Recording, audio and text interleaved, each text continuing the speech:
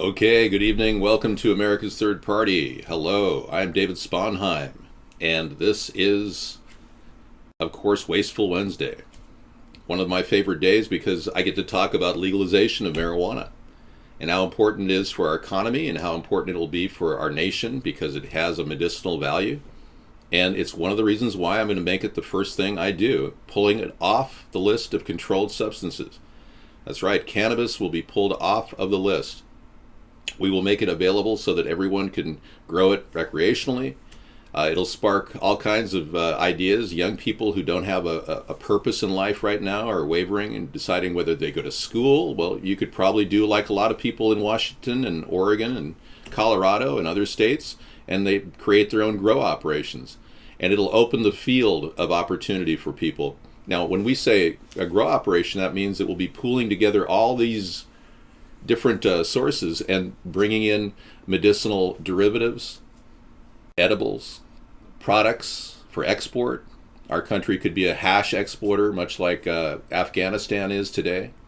And we don't have to fund foreign production of opium like we currently are doing. I mean, that whole policy of giving all the warlords protection with our military troops is something that the American people don't even know about. I'm the only guy out there talking about this. The media never talks about how Afghanistan has been an incredible bonanza for the CIA. They make $50 billion a year managing opium crops, exploiting people. And ultimately, we see people, dying as a result of this, like the casualty that occurred in Kabul a few months ago, where our plane, fired unnecessarily on a hospital, killing 17 people. I have never ever tried heroin, but I have smoked marijuana. I have inhaled. It was kind of fun. I enjoyed it. And I can see why a lot of people enjoy it on a daily basis. So some of you in California who are medicinal users are probably really benefiting. Some of you who can even grow it yourself if you're a medicinal user in California, which is interesting. But the government hasn't prosecuted more than Bush, right around the same amount of people being prosecuted, but the government's still not on the same page. We still haven't legalized it nationally. So the laws are being manipulated and used in unnecessary ways. In fact, our government is wasting $26 billion a year doing interdiction of marijuana growers. They're taking perfectly good crops and destroying them. And it's costing the U.S. taxpayer $26 billion a year for the DEA to do this. That's just one area we're going to start saving money right now. So we just saved $26 billion a year. Wasn't that great? Thank you. We have a constant need for cowbell on our show. So if you hear that, many of you need the cowbell in order to feel comfortable with yourself. I don't know why, but it's a phenomenon. So we just saved $26 billion saved.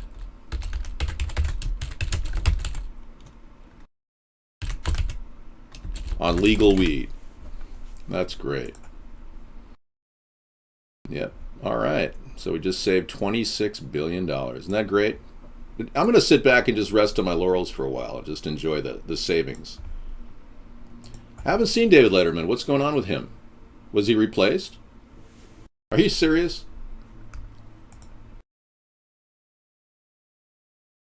I don't think that's funny, 236. That's extremely racist. I don't mind doing blackface video impersonations of Barack Obama, and I'm not a racist. I don't mind telling you how fun it was to do those. I enjoyed those. But in no way is it fun to say bad things about races of people like that. So I'm going to ban that. It's racism. No, I would never. In fact, I want to protect you from the FEMA camps. I talk about how Hillary has plans for the FEMA camps and all this. Yeah, there's actually a whole layer of government interaction with the UN and Agenda 21 that Hillary's very aware of. In fact, she probably worked on it with Barack Obama with the Millennium Directive. They want to literally bring the UN into our country and take over the FEMA camps that we currently have. And they won't even admit to having FEMA camps. That's how secret this entire thing is. Yet the internet has made it much more available for the American people to look at. And we know for a fact that there's over 804 FEMA camps in this nation right now. That's a lot. They got places to stick everybody. Let's take a look at David Letterman's scissor fight. Yeah. The new Santa. Striking retirement look. Oh, bald Santa. Okay. Oh my God. I think we've got a replacement, folks. This is another a major milestone. I cannot piece this together. David Letterman leaves the show and instantly becomes Santa Claus. Wow. Okay. Well, the cheek line in the nose is pretty similar. Yeah. That's what we were doing earlier in our show. We were doing facial comparisons of various actors before and after what we think would be replacement. That is such a striking dissimilarity that we almost think that there's definitely something going on there. You would know if I was replaced. Yeah, you'd immediately know. I don't think it's ridiculous at all. The actor replacement is a big part of our show. We talk about all kinds of weird things that are going on with actors and actresses. Renee Zellweger. Let me move the savings for marijuana down here. I want to keep you abreast of the $26 billion I just saved the country. I'm kind of proud of that fact by simply legalizing marijuana. But yeah, look at the major change in her face. You can't tell me that she wasn't in any way altered. Yeah, I don't think, honestly, that that's Renee Zellweger on the far edge of the screen there. I really believe. I mean, I've seen her in interviews. She's been, very vocal. She's a cute person. She doesn't even talk like this anymore. What we were going to do with that, he said, "Oh no, this isn't going to work. This is not going to." Not going to work. I can't play much of her voice for obvious reasons. Copyright regulations are now so steep and difficult on YouTube. I can't play anything. It's more than a few seconds. So. I just don't believe it's the same woman. You can call me whatever you want. It doesn't really matter. I mean, it is what it is. And then I don't believe this is the same guy either. This is a guy who won a talent contest in 1966. His name was William Shears Campbell. And he is Paul McCartney today. And I must tell you, he's one hell of a talent. He deserves to be called Paul McCartney, and he deserves to have the Sir Knighthood given to him by the Queen. Except he's obviously not Paul McCartney. Forensic studies have shown that his face is only a 66% match.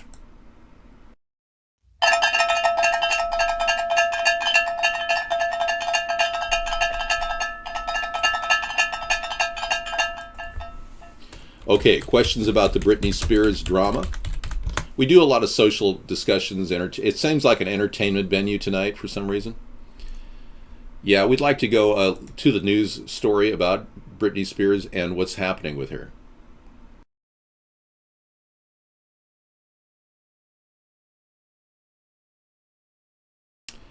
Are you talking about Iggy Azalea's rumored feud with Britney Spears? Is that what you're just... Because, I don't really think it's appropriate to talk about Britney Spears tonight when we should talk about government waste. I see where you're going with this. You're trying to divert my attention to mindless superficiality like the media does. I get that. Okay. Yeah, I don't want to talk about mindless superficiality right now. I'd much rather talk about legalization of marijuana. Let's talk about the intellectual need for people to get high.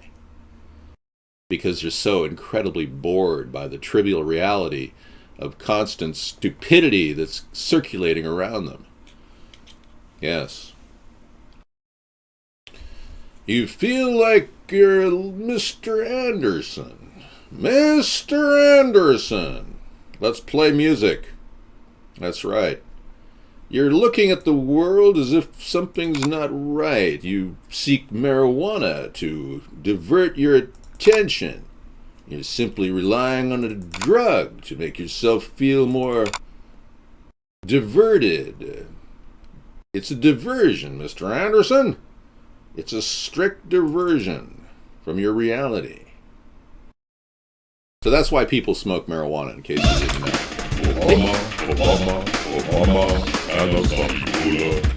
We have a lot of music to play. If you'd like, we just play whatever music comes to mind. This is my little ditty about myself and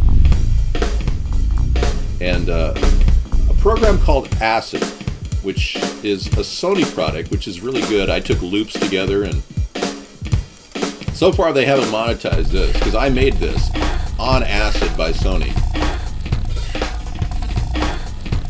Right on. Okay, I'm going to go play a little music. Actually, I think I'm going to show you something that many of you have to start preparing for the coming apocalypse. And I thought maybe you could start working on a bug-out bag. So I take a little bathroom break. I know, I've got a long night to pull here. Sarah won't be in till later. I'm going to show you how to build an urban survival kit real quick, okay?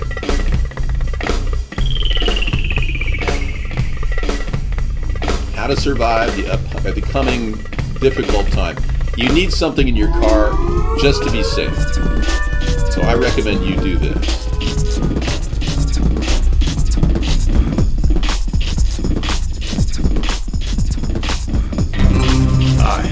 My name is David John Sponheim, and what you're about to see is how to make an urban survival kit on the fly in less than 10 minutes.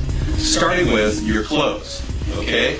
Now what I've done here is I've pretty much double layered my clothing, triple layered my clothing, so that we have maximum clothes when you go out the door. Now, if you're traveling in a situation, you've got to be able to be mobile. And that means that you've got to be able to handle your clothes, keep them warm, and keep them on your body. Now, everybody's got a backpack. If you've got a backpack like this is the perfect urban survival kit. Now what I'm going to do is I'm going to show you how to pack it and what you need. Okay? Starting with the number one essential ingredient, water. You've got to have water.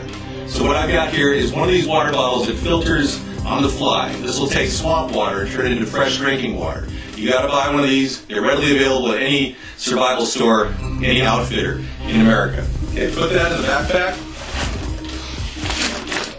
Then you got, this is an essential thing, you got a kinetic flashlight. Be able to shake it up. You can get flashlight power anytime without batteries. Fantastic. Okay, then, absolutely essential that you have a cooking supply. I recommend getting sterno. Okay? That goes in the base of your backpack. Matches, really important. That can go in the front of your backpack so it's easy to get to. Get a lot of matches.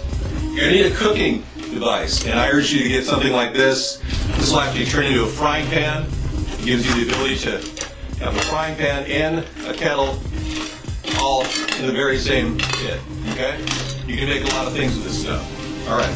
That basically is the start of what you've got. You've also got the desperate need for an air mask. This is a 3M N95 mask, which is recommended to protect against viruses. So, all right, I'm going to stop it there.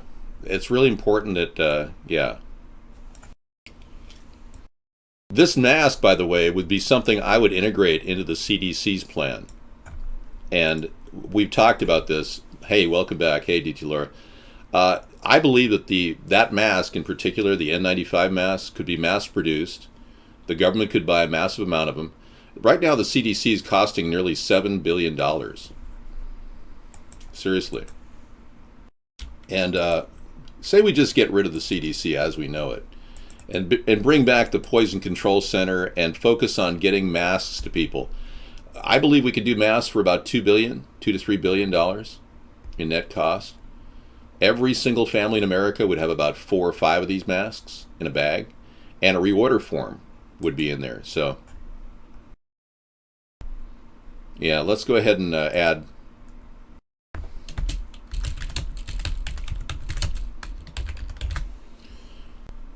Ending CDC. Yeah, they haven't done enough. All they want to do is create vaccines that have products in them that are dangerous. Like this Nagalase threat. We were watching this during the pre-show. 15 holistic doctors have died mysterious deaths on the FDA watch list being exposed because they basically have been talking about this deadly product called Nagalase. There's so many problems with the vaccination issues. This is one of the reasons why I'm running the campaign, because we really want to stop forced vaccinations in America. Hey, so that's another 7. Yeah. So we're up to, and I'm going to add 2 to that. So obviously it's a net $5 billion savings. So we're at $31 billion saved. Okay, there you go. Getting more complicated. We have a wasteful Wednesday roundup where we tally up all the different savings that we have. But having these masks in the environment, everybody's home in advance of a major pandemic, that's something that's far more beneficial, I think, than what we have today, which is no safety net at all. None. None whatsoever. We've got almost a mindless approach at the problem of pandemics. There's a few testing areas where they actually have people, studying the evolution of the rabies Ebola virus. Masks are psychological? I disagree, Meow TV. You believe that the viruses are so weaponized and mutated you need an Andromeda helmet to be safe. No, that's not the same Nagalase. This is Nagalase. This is spelled Nagalase. Look it up. It's a dangerous chemical. It takes away our body's natural defenses from tumors, and it's apparently in vaccines. So, yeah, there's got to be some connection there to autism, too. Well, this is the thing. If you quarantine non-vaccinators, and you can't force vaccinations, that's like saying, hey, you need to stay in your house. I'm okay with that. I'm okay with somebody saying, hey, you new non-vaccinators have to stay in your house. I'm fine. Just don't open the door.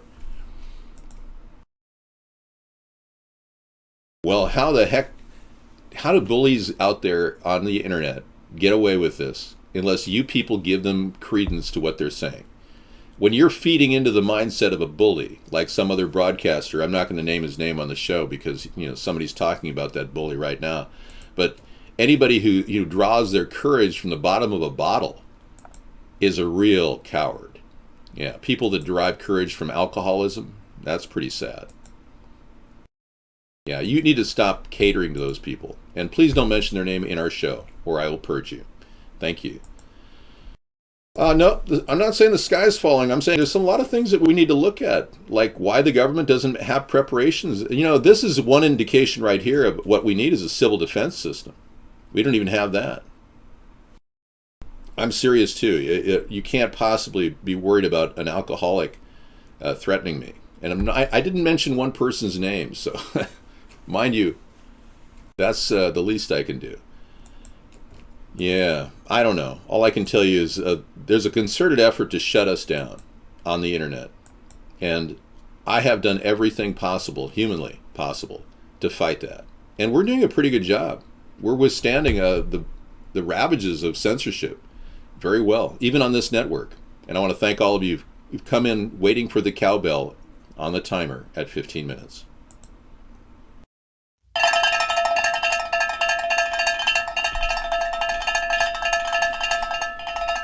Yep, come on down, welcome sheeple, come on in. You're here for grazing, I can see that.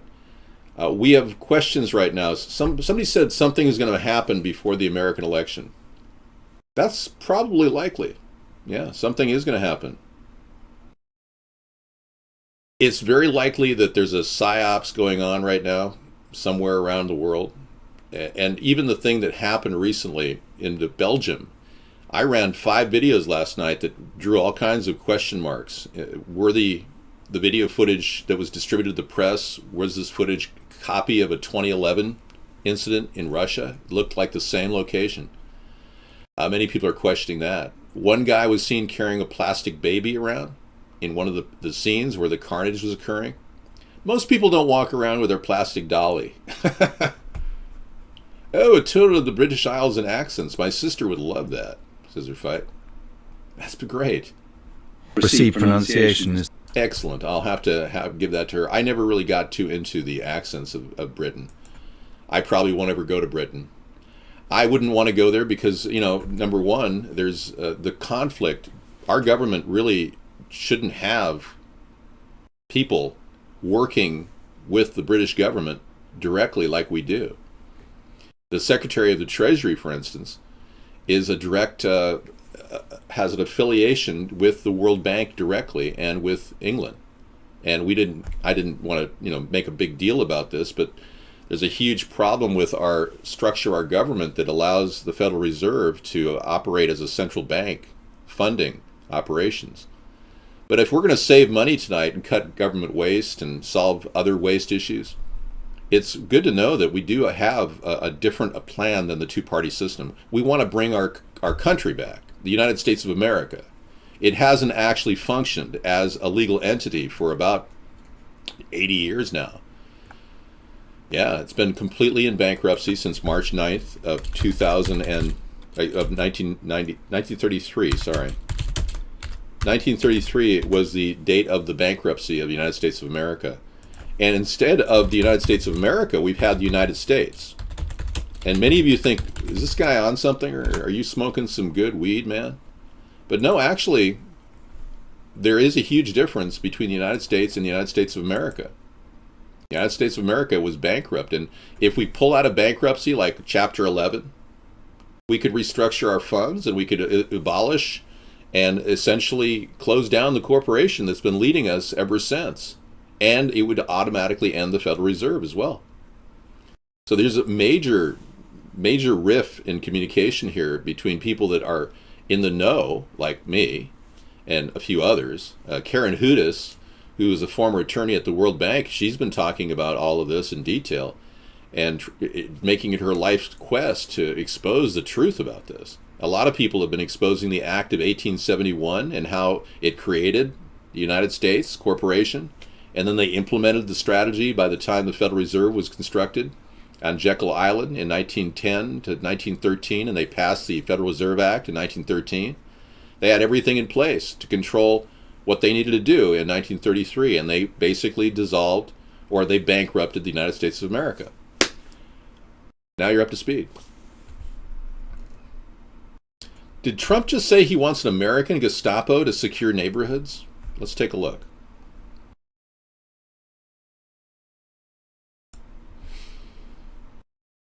Okay, let's looking at an article of Trump.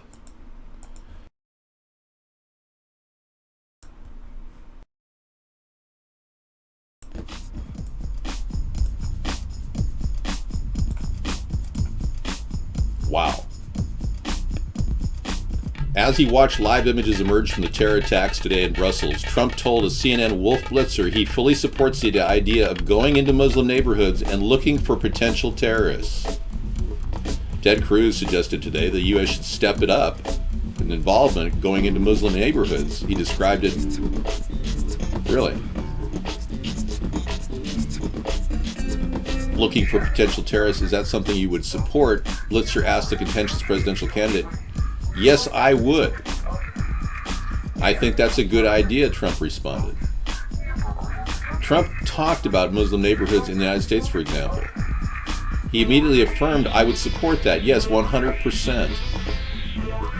The candidate's inflammatory remarks accompanied a reiteration of his plan to ban any and all Muslims from coming into the United States. Wow. I never made any outward angry attacks on Muslims. I wanted to stop refugees from coming into the country, and I've been supporting that concept for over 2 years.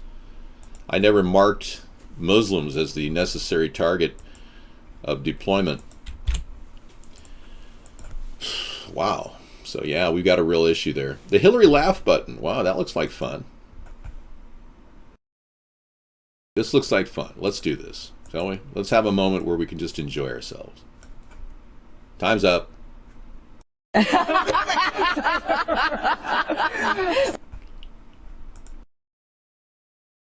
It has to recoil. It has to rewind, I guess. It's hilarious. That's cool. That goes next to cowbell. All right, let's take that over there.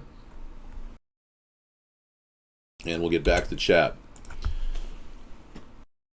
You know, I don't really smoke marijuana, but I do vape it on occasion, like I said. I don't think it's good to take in too much resin. Yeah, nails on chalkboard. That's how her voice sounds, yeah. You know, deportation is a lot harder than you expect. Remember when Mitt Romney was saying people should self-deport? That was not something people are going to do. I do believe if we simply work on the laws that are on the books and make it felonies, charges against anyone who hiring illegals, you're going to see a lot of people leave because people will be afraid of going to jail for hiring Consuela to do their house cleaning.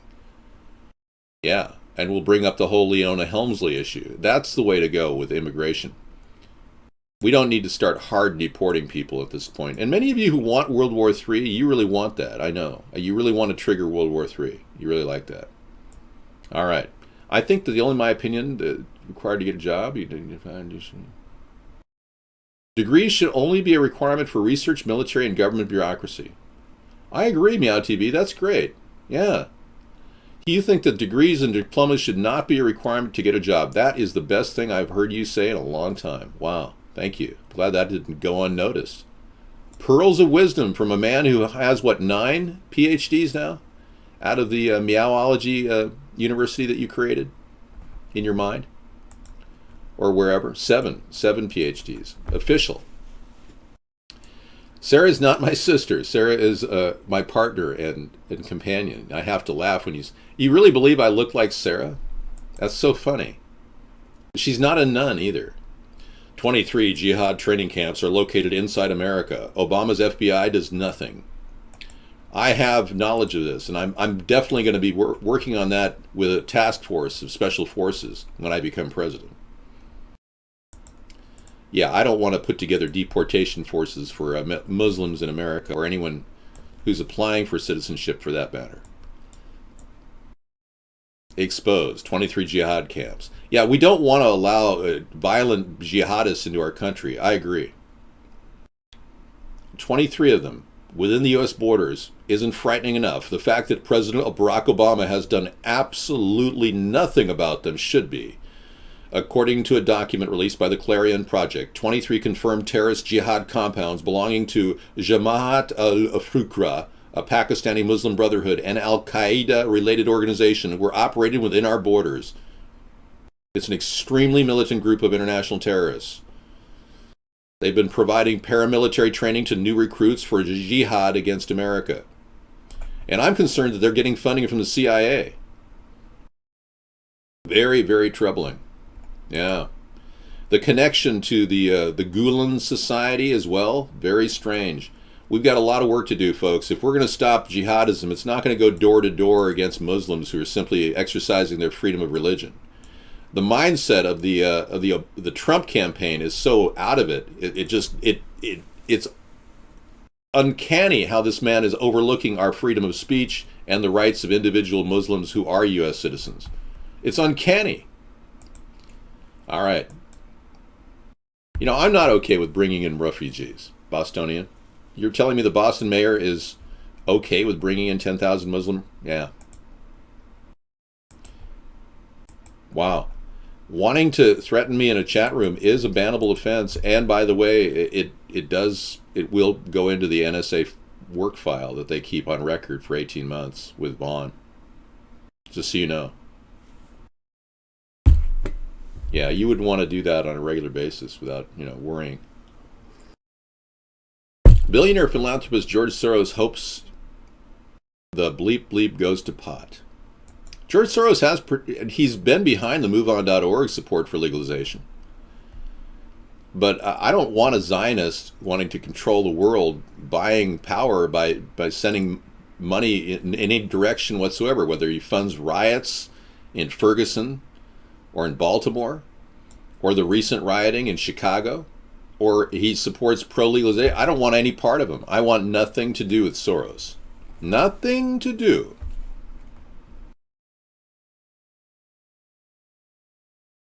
Hey, I'm not in a competition, guys. You gotta understand, I'm not here to compete with other people on Vaughn. Meow TV, you didn't fight a war over this, so you can't really speak for experience. My family fought a war, the Revolutionary War, for freedom of speech. Obviously, you don't care about that. It doesn't matter if I'm losing people. It's hardly important. You got to understand, this is not a competition.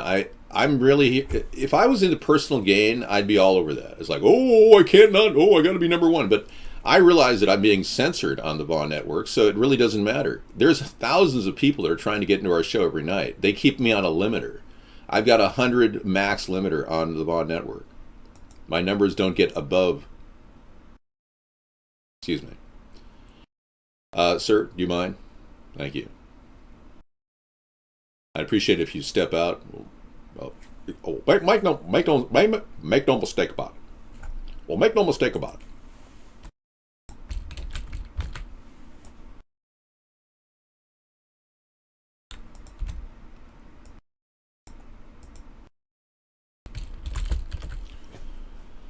No, not at all. I'm absolutely 100% sane. And I'm amazed that people come in, and whenever I question the cherished beliefs of our society, they call me insane. I'm a true iconoclast. And I need to break away from myself and be my little self here and impersonate the president. Well, make no mistake about it. Well, let's be clear. Consider me the Caucasian version of Barack Obama. Okay.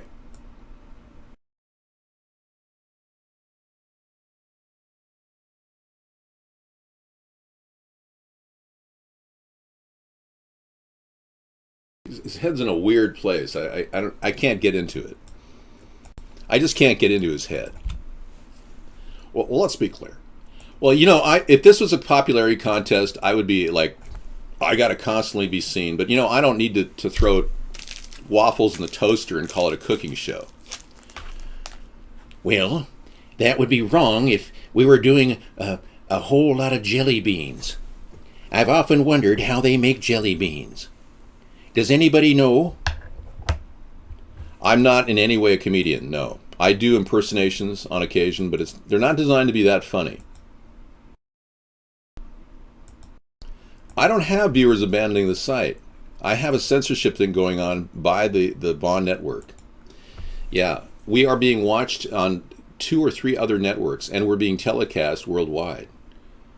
We actually have an ongoing show in Japan, and I had nothing to do with this. And I thank you very much. I appreciate you coming in.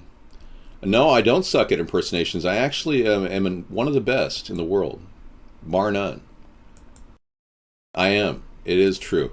Hey guys, we're going to say guest off tonight for a while so that you people go away, because we got good people here who want to talk about issues. You guys have your brains of a small lab rat, and your methamphetamine addiction is really getting out of control. Many of you have to stop stealing $20 bills out of your mom's pocket or her purse. Well, thank you very much. I know that Nancy's passing is only measured by my concern for our great nation. And Uncle Sam says, dagnabbit, legalize marijuana. Mr. Gorbachev, take down your pants. It's Japan. It's very popular because they can't understand one. I got you. I'm waiting for me to dance. Gotcha. Okay, dance time coming. God, Meow TV, you're so dark. You know, you're such a cynic. I feel sorry for you. Someday you will probably end up, well, whatever. This is one of the reasons why I am a national household word in Japan. My effort to impersonate the worst possible president on earth. And I want to thank all of you people. Arigato. Yes.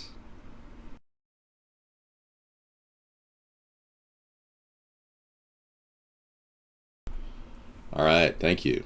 That was fun. Oh, back for more. Wow, Pam, bam, dang. Okay, so we've saved $31 billion on legal weed and ending the CDC. Aren't you thrilled? Isn't everyone thrilled here? $31 billion saved. What if I told you you would get some of that money? Would that make you want it? Because you are obviously into money. Many of you are very materialistic. I don't share that trait, you know. But I know many of you do want some cash. You want $5,000. Yeah. $5,000. What if we up the $1,000 microloan plan to $5,000 microloan plan? We cannot possibly afford that. That's $1 trillion.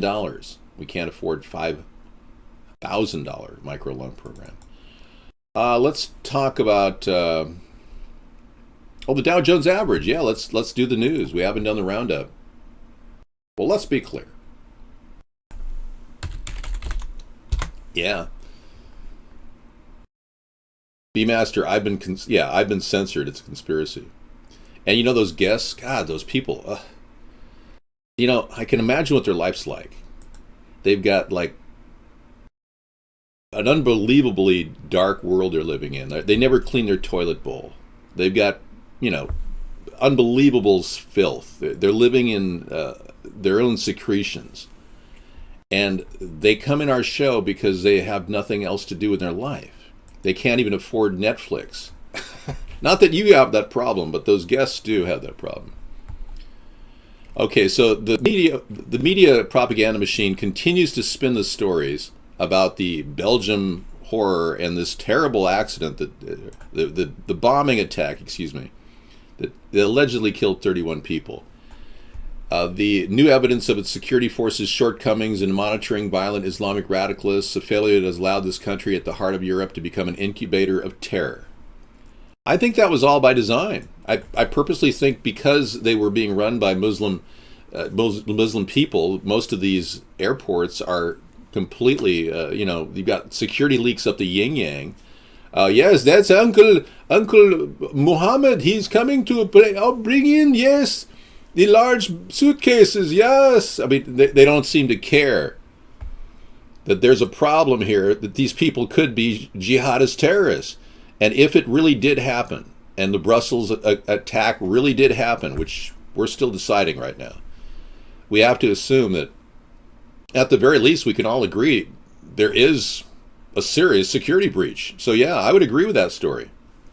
Yeah, I would think that the people perpetrating the act were probably in on it at the top level, even in the media itself. I'm beginning to think that's possible. All right. We have a Dow Jones. Gold is up to 1215. Wow. Striking move on gold. Yeah. And the Dow Jones average is dropping a little bit to 17,502. So it made a drop. Dow, down, down. Well, yes, there's a lot of issues that have to be addressed. Obviously, we just can't ignore every single one, so we do these shows because they're necessary.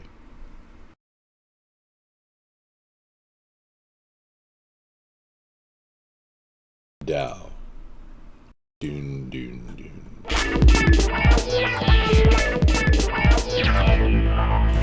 Dow down to, yeah. Okay. American Mormon, 19, left with burns and shrapnel injuries in Brussels attack, also survived the Boston and Paris bombings. Yeah, I heard about this guy. I call him Mormon Mason. Yeah, he's the superhero of all times. He seems to have been the common thread that links all of these events. And that's the telltale red herring that we were looking for to verify that this is indeed a false flag event, folks. Yes, this information just came in from Scissor Fight. Thank you. The technical statistical probability of this happening is 1 in 10 trillion. An American Mormon, 19, left with burns and shrapnel injuries in the Brussels attack, also survived the Boston and Paris bombings. I hate to laugh, but Mason was in Paris last year during the attacks and a block away from the finish line of the Boston Marathon during the bombings.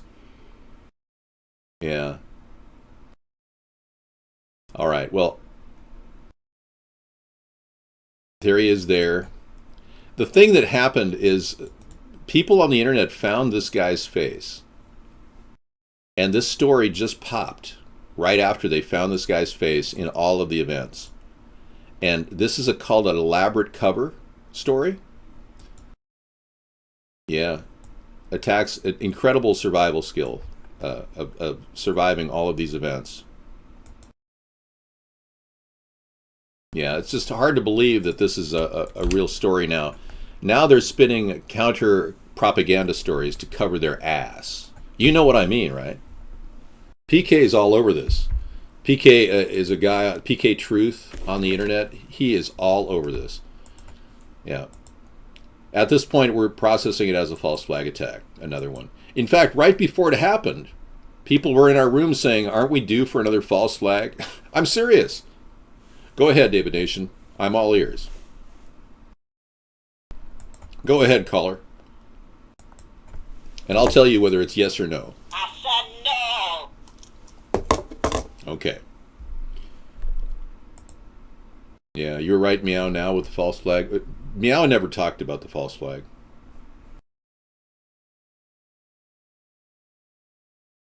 Same though, same time. Are you starting to accept the possibility of false flags, Meow? I mean, I know you didn't, the Charlie Hebdo incident, you didn't think it was. But are you starting to believe that it might be? Nope. So he's still a hardliner. He believes these are real events, and we've got a very big threat from the Muslim Gonna world. play this footage once again.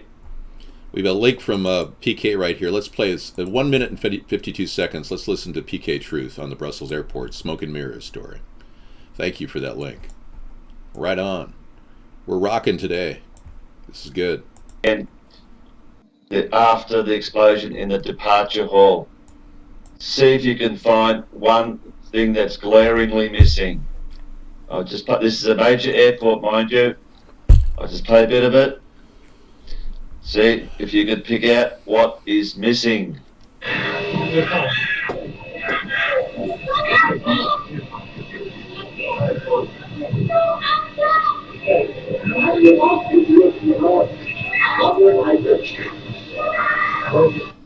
The clue is to listen to the audio, not just the woman carrying on in the background like an idiot, overdoing her crisis acting, but do you hear anything else?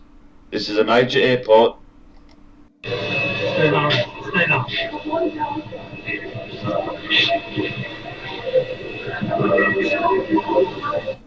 It's pretty quiet, isn't it?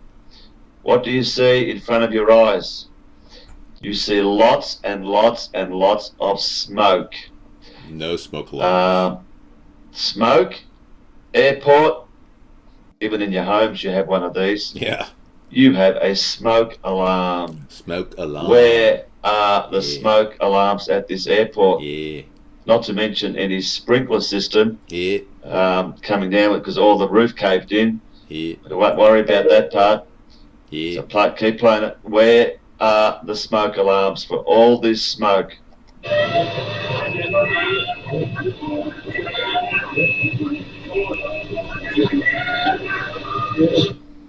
Just thought I'd throw that in. Yeah. No smoke alarms at a major airport. Who built it? Yeah. It was PK. Yeah, he's got the show. He talks about this stuff all the time. His show is very good. Yeah. He's excellent. Many of you should be following him on YouTube there. Let's get the link there for you. That was great. Yeah, thank you. That's outstanding. All right. So, yeah, there are a lot of questions still popping up. And, you know, one of the common links in all of these events is the lack of evidence. The lack of telltale signs of real events happening. The lack of body transport. It's a common thread. You never see bodies being transported in or out of these big events. Oh, they're being shuttled away and stacked in, you know, large black ambulances. Oh, yes, we never saw any bodies at the alleged San Bernardino shooting. And there were witnesses of people shooting in San Bernardino. 3, literally, adult male people were seen. White guys wearing black outfits and black bags. Not Muslims, not the man and woman who were killed there that day. later. Yeah, I don't think the issue is talking about other people in the show. It's kind of a non-issue. We want to talk about the issues affecting you right now, not some mindless discussion in another chat room. Like I said, I don't care if I'm number 50 on the chat set. It doesn't matter. I'm not in this for personal gain. So the media use stock footage. That's why people think it's a false flag. So this is Meow TV's argument that the media is the reason why footage of this event came from stock footage from a 2011 shooting in Russia. Isn't that convenient? So now not only is one guy at 3 locations because that was revealed by conspiracy theorists, but now this is being debunked when they actually pulled the footage used by the newscast. You're saying, oh, this fake for surveillance video of Brussels attacks circulated online. Yeah. This was supposedly the same footage from 2011 in Russia at the Domodedovo airport. Domodedovo. What a word. Domodedovo. Thank you. Yeah, so this is the same footage, and that's why Meow TV says that they used it, because it was an error. So you hardline supporters of the true terror worries that are constantly fomented by the media, you're still going out there going, oh yeah, the reason is somebody in the media made a mistake. Oh, come on. God, you're grasping for straws. We're nailing you everywhere these people are doing investigative work, you guys come up with this ridiculous excuse. It must feel bad being as pathetic as you feel right now. It's like saying, well, Lee Harvey Oswald really did shoot the president, I think. Because maybe, they found a gun there in the book depository. Yeah, that's the only link they ever had to Lee Harvey Oswald, is that gun in the book depository. David, do you think ISIS watches you? Bizarre question. Yes, I believe the CIA is watching me. I do.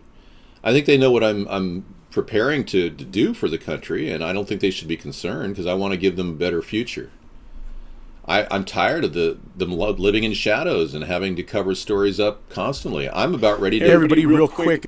If and when I become president, I will blow the lid off all the BS. We'll get to the bottom of things, and I think it'll be a kind of a revelation for a lot of them. It'll be a cathartic experience.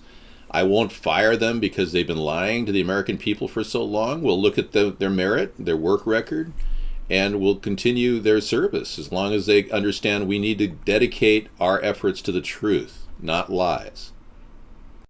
And when the CIA has been involved in lies for so long, it's difficult. It creates a climate of lying and disinformation.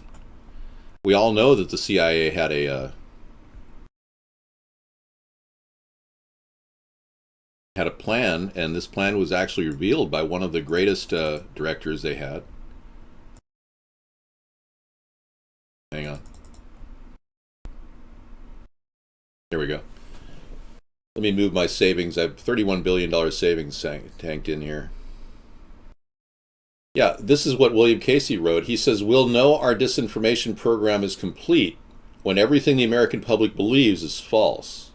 That was the former CIA director, William Casey. That's a direct quote. Okay. This is breaking news. There's a shelter in place ordered for a part of Boston, Massachusetts. Okay, let's take a look at this. Hold on, please. There is a breaking news alert coming out of Boston, Massachusetts. There is a shelter-in-place order that has been issued for a particular area of Boston. The situation is taking place in the area surrounding Stavis Seafoods Warehouse, which is on Channel Street in Boston. And they say it's due to a major ammonia leak that happens to be nearby hotels. So, there you go. That is the breaking news. Okay, breaking news. We just dealt with Professor Doom. Thank you. All right, so this is something that we should all be concerned about. If these people want to foment lies and deceit and, push us into wars, starting, a false flag operation would be par for the course. That would be no big deal. It would be a day in the park for these people. So that's a big problem. And unlike Hillary, who doesn't really care about, us. What difference at this point does it make? I do believe it makes a big difference, especially when our policy in Libya was to support terrorists like Al-Qaeda members, that like the former president of Libya that was installed right after Muammar Gaddafi was Al-Qaeda. And that's a known fact. That was on CBS News. So this is not something we could just blow off. And if they want to create the fear of ISIS everywhere, like this propaganda piece that appeared about 2 years ago in the news, I seriously think that their plan is extremely nefarious. They want to start another war because, frankly, they've got to come up with a way to solve the economic debacle that's happening under their feet. I wonder what the ammonia leak is. I had a situation where we were on the turnpikes driving through Indiana. Sarah and I pulled off at a turnpike at a travel center. And we got out of the car, and we were inundated with this smell of ammonia. It was just, I nearly passed out. I said, Sarah, don't breathe. And we went into the car. I got into the car. I slammed the door. I said, do you know what's going on? And no, I'm good. I'm not in any way taking meds, thanks. Can't believe these people keep coming in here. I'm gonna call you a banned in a second. This is your last warning, okay? Yeah. So I basically said to her, we need to make a phone call. So we called 911. I said, there's got to be a leaking truck somewhere near here. I don't know what happened because we got the heck out of there. We could not breathe, and I literally took a breath of it for a second, and I was going to pass out. I knew it. Yeah. So ammonia is a very serious thing. If it is coming out of some facility that uses ammonia for cleaning, it could be extremely dangerous. Yeah. When you're traveling across country nowadays, you have to be prepared. You got to bring air masks like the ones I was telling you about earlier. It's important. These air masks that I was showing you earlier, the N95 masks are fantastic. They're the ones that I would distribute. They won't help with ammonia per se, but they will help with some toxins and pesticides, and they will certainly help in a pandemic. Now, Meow TV contends that they've got that hybridized viruses now that'll break through any. I think precaution is the best thing we could do. How do you know if there's a heaven, though? What I'm trying to do is help people realize we have heaven. It was given to us. It's here. It's the earth. This is heaven. You were born into heaven. But it's your responsibility to fix it. And if you don't do anything, you're not a good angel here on earth. Okay? That's my attitude. All the third partiers are up there, 65% undeclared. Yeah, I know. A lot of third partiers are circulating around the country. It's too bad I can't get 1 second of media time in the mainstream media. I'm actually 55. Donald Trump is too old. Yeah, and that's a bannable offense to come in here and promote Donald Trump here. So I'm going to ask you to not come back. You're a regular troll anyway. I know. I've seen from your picture you put up. Trump is getting way too old. Plus, I stay physically fit. I'm 225 pounds, 6'4", and I'm rocking it, man. Yeah. Would you like me to do a little dance for you?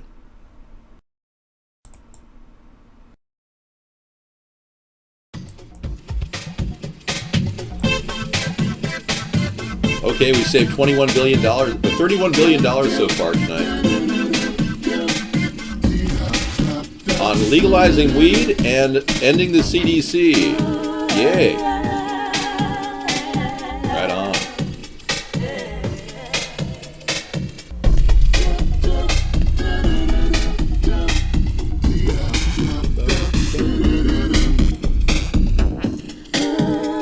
Yeah, isn't that great? Love you, man. Ending the CDC. It costs $7 billion a year. We could replace them with a poison control center and masks delivered to everybody in America. Yes, masks.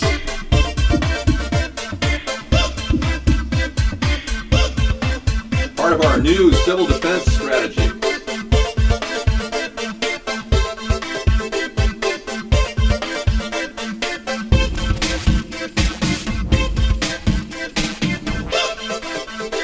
Yeah, I want Can't Stop too, but we're waiting on a decision by YouTube.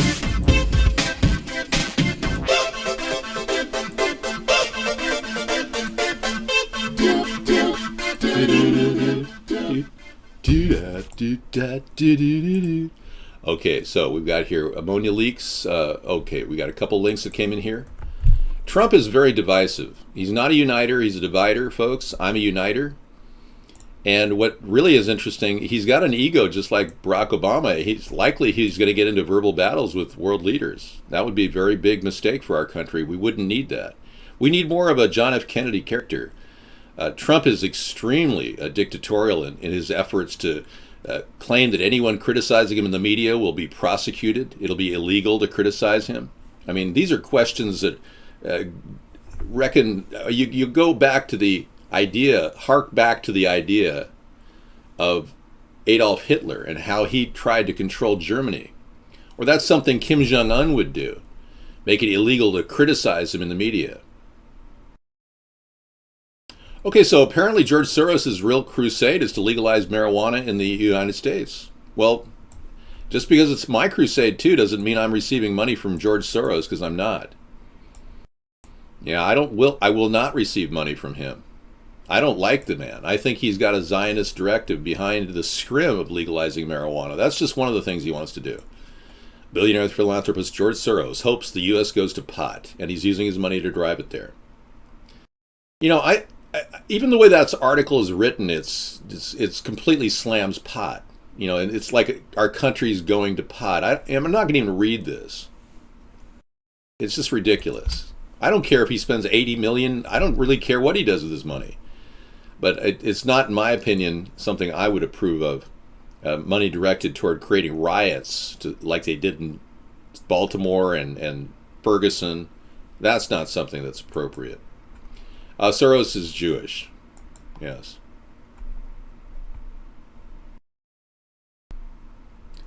Monkey times, I'm afraid you do need a person who's a bullet magnet, unfortunately. You need a person who has strength and commitment and a true direction. You need a person who's willing to take his life, give his life for the country. You need a man with courage. You don't need a worm who basically took his dad's money and borrowed against it. That's not what we need. Supreme Court confirms the Second Amendment applies to all bearable arms, folks. Yay! I don't understand why the Democrats are pushing for this diversion. It's a diversion they've got of literally trying to talk about gun control all the time. That's what Barack Obama does. I mean, he's created the Barack Obama gun control initiatives are everywhere. It's ridiculous. He had John Kerry sign an international treaty, a small arms gun ban treaty, which in effect is the same as the UN coming into our country and telling us we can't have our arms to protect ourselves. Like the people in Katrina. When the Katrina happened, family were told that they couldn't protect their homes with their own firearms. The National Guard was a de facto representative of an international force coming into a state and violating their state rights and their rights to bear arms. 31 billion saved so far. That's great. You need a person with strength of spirit. That's what I'm saying. You don't need a person who's so bendable and willing to do whatever money tells them to do to make people happy. I'm not going to twerk. No. Well, I don't think the CDC has any bearing on disease other than causing it. I believe the vaccination campaigns they've been pushing, which has cost our nation billions of dollars, that's not just the 31 billion I'm talking about here. The avian flu and the swine flu vaccine actually cost 24 billion and 15 billion respectively. Our government incurred that cost. Your tax dollars were affected because our government borrows money to finance everything they do. So when they come up with vaccinations they can't give and dispense to the American people, and especially considering how dangerous they are, they're sitting on lots of wasted money. And they're still trying to profit from those swine flu vaccines. I wouldn't doubt they're on the shelves right now being relabeled as H1N5 vaccines. They just threw a new label on them. They don't care who they inoculate. They just want to dispense the vaccines any way they can. That's why you can go to your local department store or your local Rite Aid store or Walgreens and get a free vaccine. They're charging in many areas, but you can practically get a free one because they really want to inoculate you with this dangerous material. They don't want you. They want to get rid of 95% of the population. So vaccinations are just one of the many things they're doing. Vaccinations are nowhere near as valuable as just standing in the sun in order to avoid getting a virus. That's why viruses break out more in the wintertime, because there's less sun. Well, guess what? They're putting chemicals in the air all the time, so there's less sun. Guess what? Our immune system is being compromised because vitamin D isn't developing because of the lack of sun. Not to mention the nagalase that they're putting in these vaccines, which break down the ability of the body to actually use vitamin D as a defensive cellular protection around the mitochondria, protecting the cells that are actually vital to our growth and stability. So we are under attack. Slow kill. It's like the boiling of a frog. So the more we wake up to the need for a third party, the better off we are to save our nation. And yeah, I am a person who is a bullet magnet, obviously, because I'm willing to stand up on all of these issues. There's no other candidate running who's willing to do the things that I've been doing for some time and take the chance necessary to save this nation. You know, it really shocks me that so many people are afraid. No, I'll spell it out for you. Nagalase. You can look it up. It'll open up a world of information to you. 15 holistic doctors have died unmistakable deaths, mysterious deaths. Yeah, mysterious and mistaken deaths, I should say. VA hospital in West Haven, Connecticut, found to be feeding U.S. veterans an insane array of toxic chemicals through their water supply. Holy moly. Unbelievable. Look at this. This is from naturalnews.com, and it's a great site, by the way, if you go there. Great link, thank you. As part of our EPA Watch program that aims to test public water supplies across America for toxic heavy metals and chemicals, I just finished a testing water supply that was collected from inside the VA hospital located at 950 Campbell Avenue. The scientific analysis of the water via LCMS TOF, shown below, reveals that this VA hospital's water supply apparently carries a startling array of potentially toxic chemicals. The water sample was sent to Natural News as part of our nationwide EPA Watch program. I love the fact that they're doing this. And they just found out they were really concerned to collect these water samples from people. It's an early warning system. There have been complaints about water at this hospital. They're literally using the water at the hospital to test the effects of their dangerous compounds. Can you believe what's happening? And this is a reveal that's been going on for some time. I'm getting a little bit pissed off. Not so much that I've got, well, we might have a moment in the show where I break into a different character.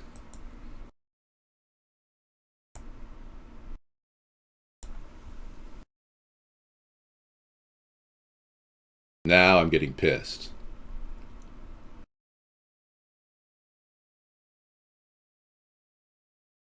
Okay. Yeah, well, at least we're here to share in our misery and, you know, discuss the wasteful spending of our government, and at least we can, you know, experience life together interactively, somewhat, by you chatting. That was a great movie, Clockwork Orange, yeah. Clockwork Orange. That was from the movie Clockwork Orange.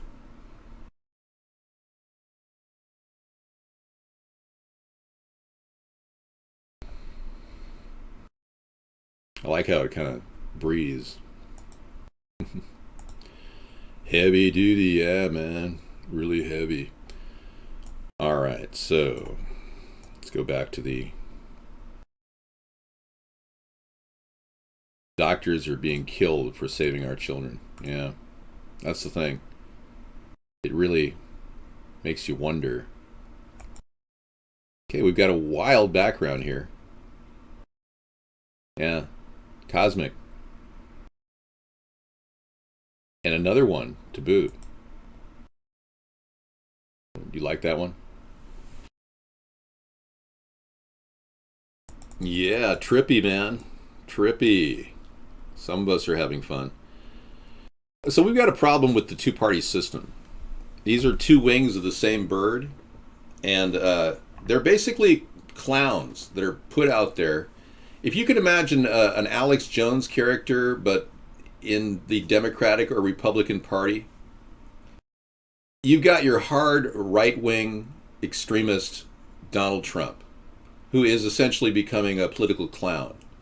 And he's being used by the powers that be, the elitists, to control the Republican Party, probably, to manipulate the Republican Party into losing the election, because he's already pissed off so many people that the numbers are still well in favor of Hillary. But you've got Hillary, who's been raised and bred in a climate of elitism, where she and Bill have been coddled by these New World Order, Bilderberg Group, Council on Foreign Relations people. So they're literally controlled puppets, both Donald and Hillary. And they've got this thing completely wrapped up, the powers that be do.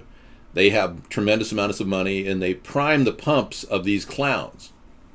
And these clowns operate on a very simple configuration. It's called money. This is Lindsey Graham, the clown of all clowns. He's basically a guy who sides with whatever is fiscally expedient for his handlers. He'll vote in favor of Democrats and he'll vote in favor of Republicans at any given time. But he is a Republican, Lindsey Graham is. He was talking about running for president, but he's basically a clone, but he's a clown too. He's a clownish clone of a typical politician. They are raised and bred in a politician family. Their whole life is all about controlling the dialogue and the impression and the press, and they're completely manufactured. It's part of the shadow government. Cat's tail, well, this is why I'm forcing a recount, because if they have actual ballots with a name on them, they're going to be forced to admit that they have lost the election. You see, the one thing we still have before online voting ever takes place, which could be rigged as well as the Diebold voting system, the one thing we have is the actual ballots with signatures on them. That's the only way we're going to stop these people, paper trail.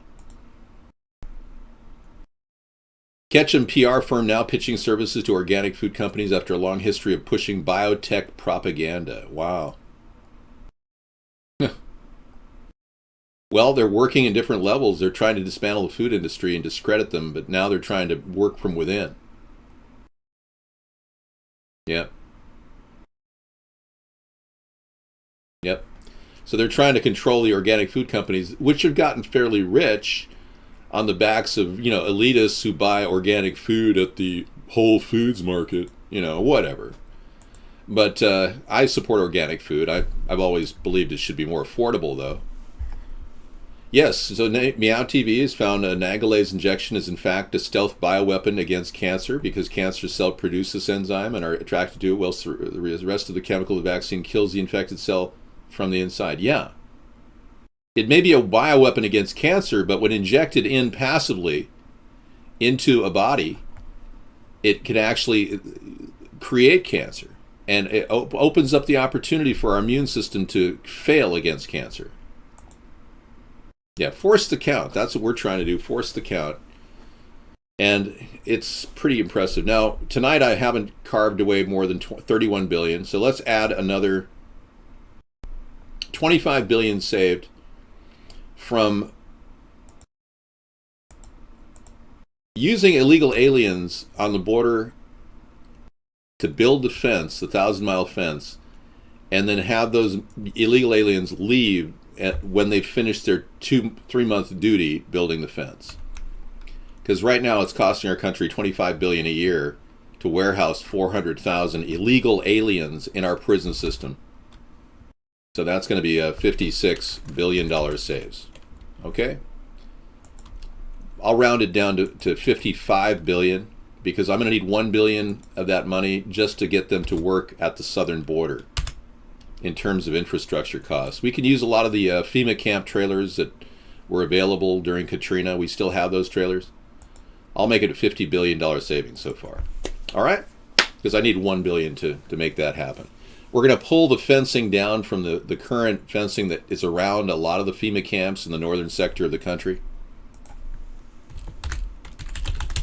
FEMA camps are all over the country. They're basically concentration camps designed by the elitists. They don't want you to know about them. So they pulled down all the locations off the internet over the years. But this was an actual website that did appear back in 2008. It was an interactive website. Sometimes it becomes interactive. Some people activate it. They've got the file on it. They keep putting it out there.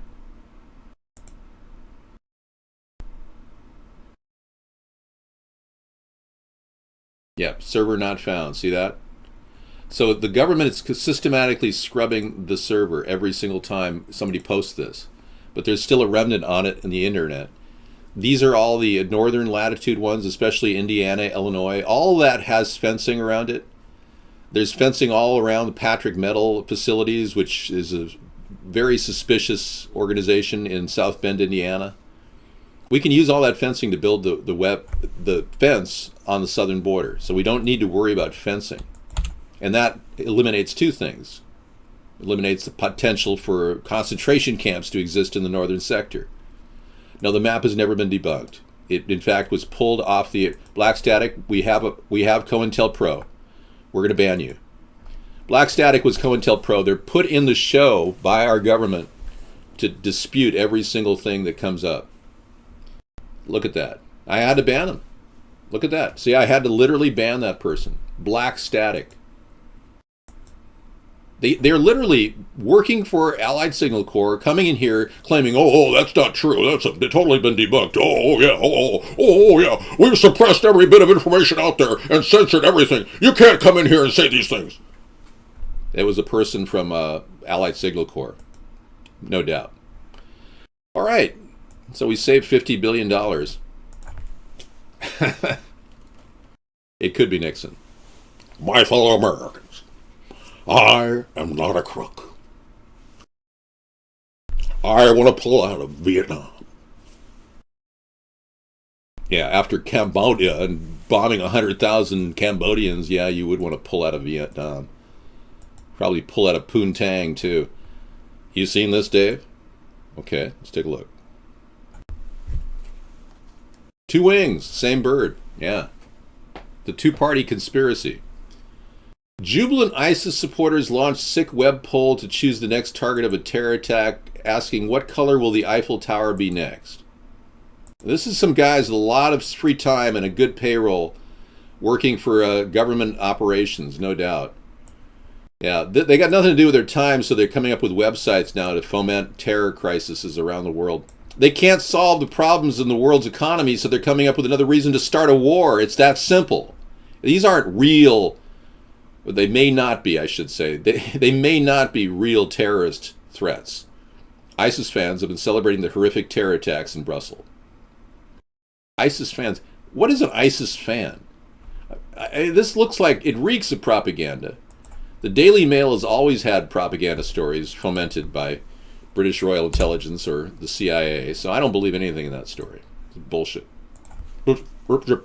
Dave, one time I went out hiking out in Colorado and came across a fence with razor wire and no way to get in.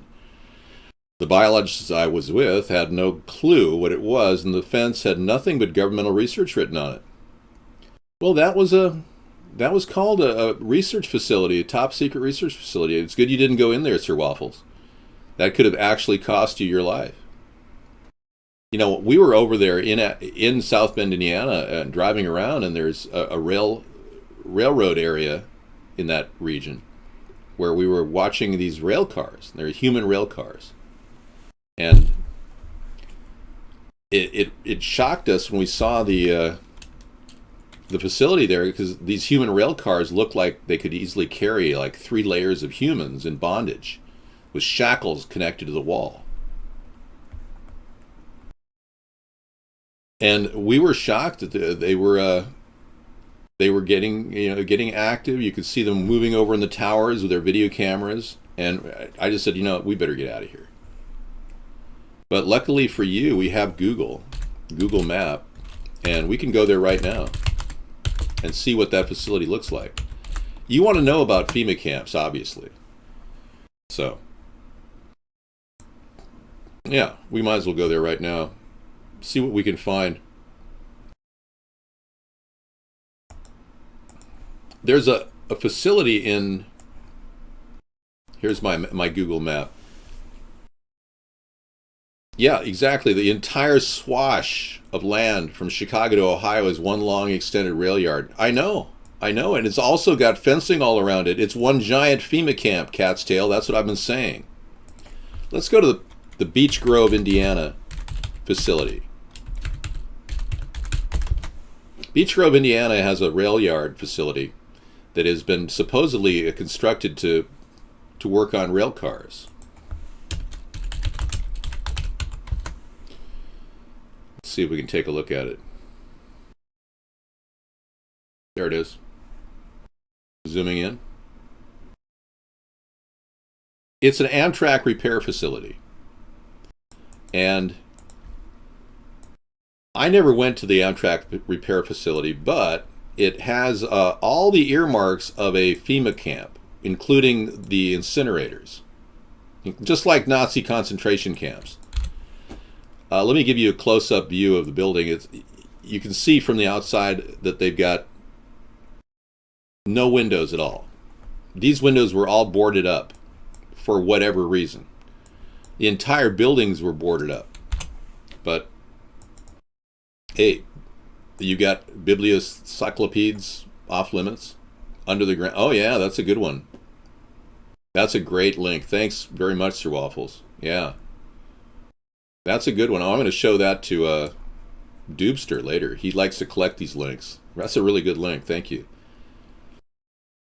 Okay, let me just show you this facility here. It's pretty intense. Let my fingers do the walking.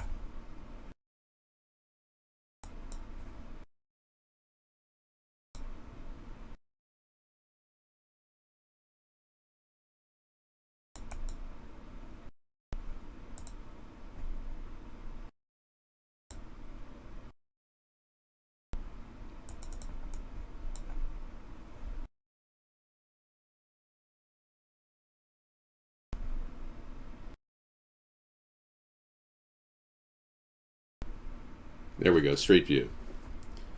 Here we go. Okay, we're here at the Beech Grove, Indiana facility, thank courtesy of Google Maps. This facility is still being used. This map dates back to about 2011. Now, I'm not disputing whether this is a safe facility or not, or whether this is something you probably want to work at. It may be a great place to work. I don't know. But the construct of the building looks more and more sinister. I'm going to go down here and take a little walk down this lane here, and I'll be able to show you the human rail cars they have right there in this particular picture. Luckily, it was still there when this picture was taken. I have seen the human rail cars myself, personally. Now, I'm not a person who just expects this to just go away. I'm serious. Yeah. You believe in reincarnation? Okay. Well, that's the nice thing about it. You can believe in whatever you want. But here's a couple samples of the human rail cars. Now, these may be just constructed Amtrak vehicles in the formative stage, but these were very similar to what I saw when I went to the South Bend, Indiana junction location. Very weird stuff. I can't explain them. But I can show you a video that will really shock you. The FEMA camp, this particular FEMA installation, and it's derived funds from FEMA too, is the Beech Grove, Indiana Repair Center, and it has some weird things that'll blow your mind in it. And somebody went in there and actually got close enough to take pictures of it in the day.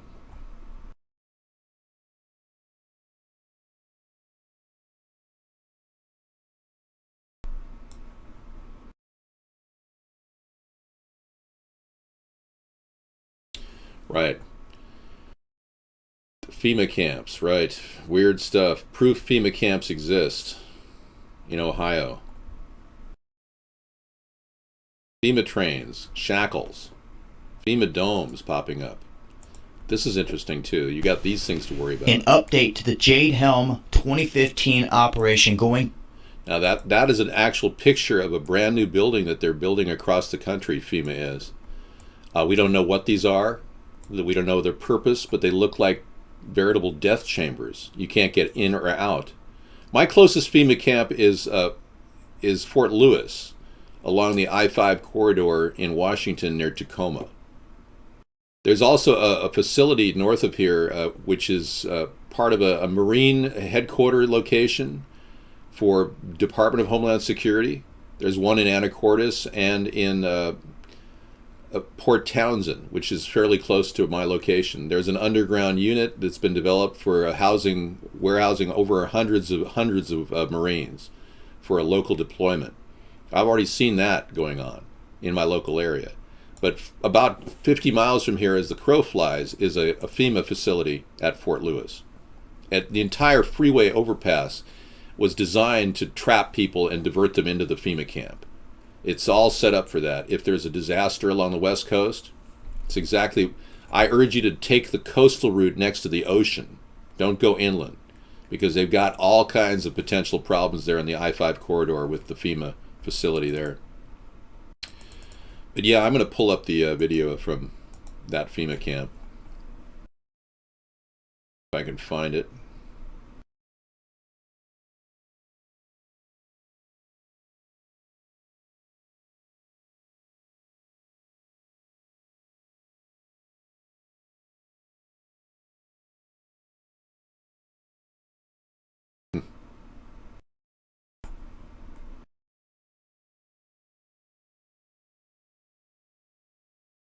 Here it is.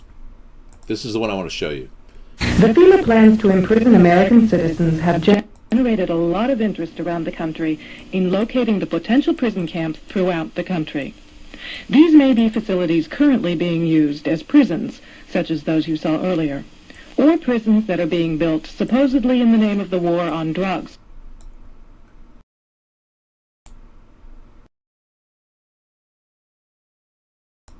In Beech Grove, Indiana.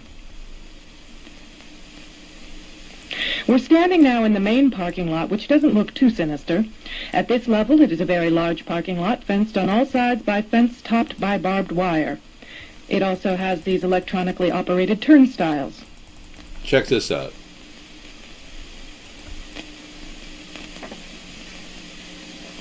There is also a surveillance camera, just like we saw at the FEMA facility, pointing out to the parking lot, and a helicopter windsock. All of these apparent security measures are particularly unusual here, because this is a very low crime area, and this facility is nothing but an old train repair station with nothing in it worth stealing. In this portion of the parking lot is a brick building, suitable for processing, next to a gate that leads right out to the railroad tracks, and all of this is contained inside a fully fenced area, now 3 layers deep in fencing at this point. You'll notice the fencing is facing inward to keep people in. This is the whole facility right here I'm looking at real time from 2011 Google Map. But look, you can see the distance, how big this facility is. It's huge. This is just a perspective of how big this facility is. Let me blow it up for you so you can look at it. That is a massive complex. It's yeah, you'd be considered a zombie. You'd be hanging out there. And they've got these turnstiles that are just like right out of the Nazi concentration camps. Now is the facility I'm showing you right here. This is it. There it is. Yeah, I just want all of you to be aware of this. They put a new incinerator or heater in there. They've covered all the windows. I mean, they literally could gas some groups of people in there and dispose of their bodies with incinerators. They've got brand new, it's completely rebuilt. They've spent millions on this facility. But the telltale sign are these turnstiles that, you got to wonder why they would need turnstiles for people to get in and out. It's all very, very mysterious. And there's the propane system they just installed back in 1996. Anyway. All right. It could easily be activated and turned into a FEMA camp. That's my point. Hi, Sarah. You made it. Hello. Well, hello. Sorry. No, that's okay. I don't mind doing the show. It's so relaxing now that we pulled guest chat off. I was being slammed by these people every night. I'm so sorry. It's ridiculous. Just pull guest chat off. If they want to make an account to come in, it's perfectly fine. Well, I got this character I constructed so that if I ever get really pissed off, I kind of, I get into it. The Clockwork Orange dude, he's kind of scary. I know. And your eyeballs above him are even more scary, I guess. I thought that was pretty funny. All right, so we're going to leave the FEMA camp in Beech Grove, Indiana behind. You guys can research it yourself. Senator Lugar has given that operation millions of dollars. Over $25 million has been dedicated to that, building up that facility in legislation over the years. I have no Jewish in me. I don't know what your problem is, Captain Howdy. I'm not Jewish. I'm actually of Norwegian-German descent with English on my mother's side. Tricky Dick Lugar, yeah. So Sarah's going to come in. We're going to give her a better background. So far, I've saved $50 billion by doing my fence development and getting the illegal aliens out of our prison system. Saved. Ending the CDC as we know it and bringing back poison control. And getting air masks to every American family with literally replaceable air masks with order forms. So, in preparation for a potential pandemic. These are ideas that we have here that nobody else has. All right, cool. And I got a lot of stuff to show people later tonight about our policies. It's Mongolian sheep. Yes. Vegan. That's great stuff. The Mongolian sheep. No, it's an awesome jacket, isn't it? I love it. Your sister gave it to you. It's a Wilson's House of Suede, and that's pure suede. I wouldn't treat it, frankly, because when you treat suede, it gets weird. Who did? Ruffle something. They have suede cleaners for that, but it's no big deal. All right, I'll be back. They could be. Hello, explorers. No, I don't believe people need to provide their own air mask, cat's tail. What's your problem, You realize that you're safer if everyone in your neighborhood had air masks that the government would provide? You'll be safer. Why do you want to be unsafe? All right. Leather is it has a more hard texture and suede has a soft texture. That's basically the difference. I don't know if they're both treated the same. I think leather has a different treatment process. I'll show you too. Like this is a leather topped shoe, so it's like shiny and it's like that's leather. And suede is more like soft. Yes. Inside of the skin versus outside of the skin. It's not, I don't believe that the sheep was murdered. I believe the sheep was sheared. Like sheep grow their fur back every year. No, I did not steal the coat. Beyonce donated it to me. Ooh, shiny things like Sarah's shoe.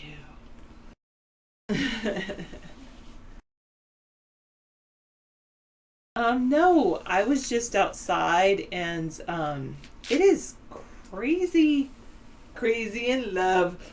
Oh, crazy in love. No, I'm just kidding. It's really, really windy out and cold and windy. Extremely monkey time. Interesting. No, he would never do that, Captain Howdy. I would stop him because I didn't want carbon monoxide poisoning. I like shiny rings. David actually created this ring for me. Remember I had this ring, but it had amber in the center? And then anyway, the amber loosened up and fell out. And then I said, yeah, David, I'm sorry it fell out. And he found this like cut stone. It's a stone that's cut clear. And it's and so then he put it in there. Yeah, it could shoot lasers out of it for all I know. Yes, my shoes are 10s. True. Wide 10s. Yes, it's the only one I have. Oswald Cobblepot. Yeah, it's different, pretty, and it's very cool. It was... I know it's like, it seems like it was brown, now it's clear, but it was amber and now it's clear. Some kind of clear stone. Yeah, birthstone ring. I wouldn't mind a mood one, actually. That would be kind of cool. I know what they say about big feet.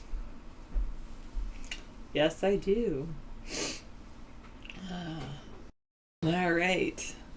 So, it's gonna be Easter on Sunday. Are y'all celebrating with lots of chocolate and eggs and all those good things? I know, mood rings were pretty cool back in the day, no? Well, Bostonian, that's how David would spin it. I used to watch the X-Files, so then I started believing in aliens, and I'd get really scared like they were gonna attack me. I have worn heels and become 6 foot tall. Amethyst is my birthstone. Oh, I do have some gloves, but I left them at a friend's house that are really cool gloves that go with the coat. I have to wear them sometime. They're not orangutan, they're more like cheetah.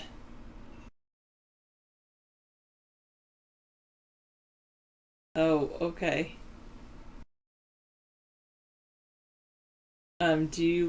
I think that's a possibility, Bostonian. It's definitely a possibility. Admiral, why do you say these things? Can you realize that this is not one of those shows? Thank you.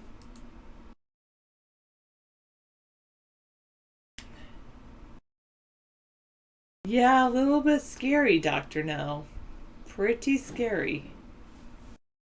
Well, I understand that you're that way. You know, they have chat sites for that, like Chatterbait and Am4, I believe, are sites that would cater to those needs. But this is not one of them. This is a adult, intelligent, political show. It could cat's tail. It could indeed. All right, David Nation.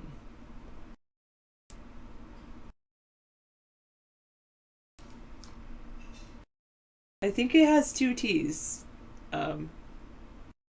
At SMF, but how do I know? It's because I've been around in chat rooms long enough for people to tell me these things. That's basically how I know it. I know. Yeah, I would think it's weird too. I've never actually been to those sites. I've just heard about them. So I could be wrong with the spelling as well. All right.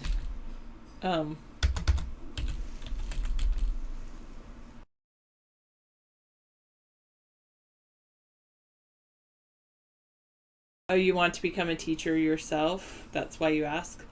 I highly recommend the book Teach Like a Champion. and it's going well. I enjoy it very much.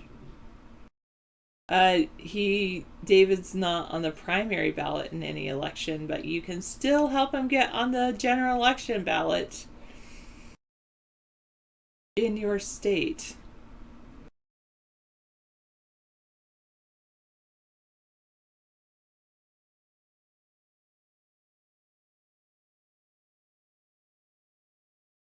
Oh, I think it's I don't I think it's kind of asinine.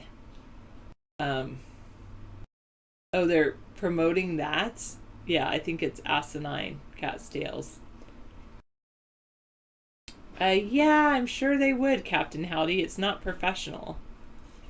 Yeah, some people do teach like that. Alright, some people are working miracles every day.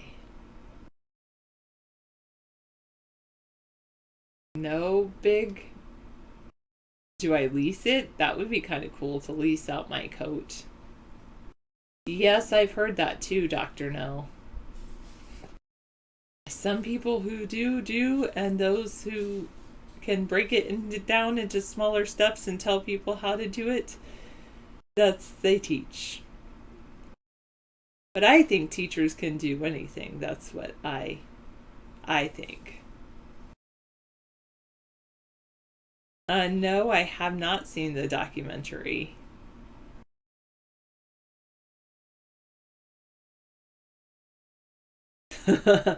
That's pretty funny, Grizzly Ray. Your art teacher was like that? Yeah. So is that what you ended up teaching for a while, Captain Howdy?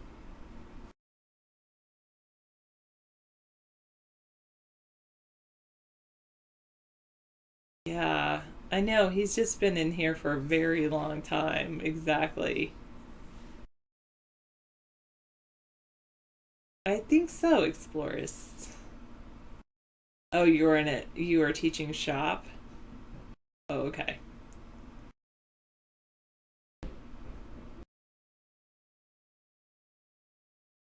Yeah, David Nation, I'm going to start purging you. You're a summer school proctor at 18. Would I say you have a good shot? Yeah, I think you do have a good shot. I definitely apply for sure. The world needs teachers. I will tell you this, Bostonian, every single state pays different amounts. So, and some states have different requirements for most. Usually you can transfer credits and things, but yeah, definitely you should look into becoming a teacher.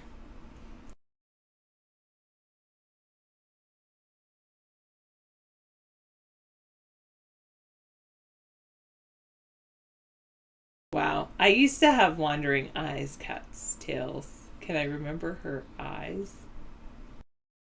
You didn't like your 9th grade art teacher? The last time I took art, I was in senior in high school, and then I only took it for like 3 weeks because it was my first period. And actually I had a 0 period, which was chemistry. So I came to school an hour earlier than all the other kids. Just to take chemistry, and then it was fun. But then anyway, I took a first period art, and they ended up like transferring me to be a teacher's assistant. So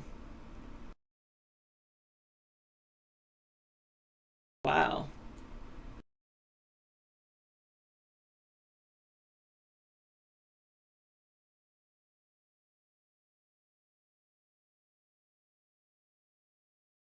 Oh, interesting, huh? Yes, I do think integrated schools work really well. I think that we have an integrated society because we have integrated schools. Yeah, oh, you're almost done with community college, so look for a program so I did community college. Do you have loans from that? I did 2 years at community college, and then I did a 3-year college, teacher college, basically. And I got my bachelor's degree and my teaching credential at the end of it. You could look into, well, I know you're probably from Bostonian, but one thing you could look into is Western Governors University, which is an online university. They're fully accredited. And one of the things is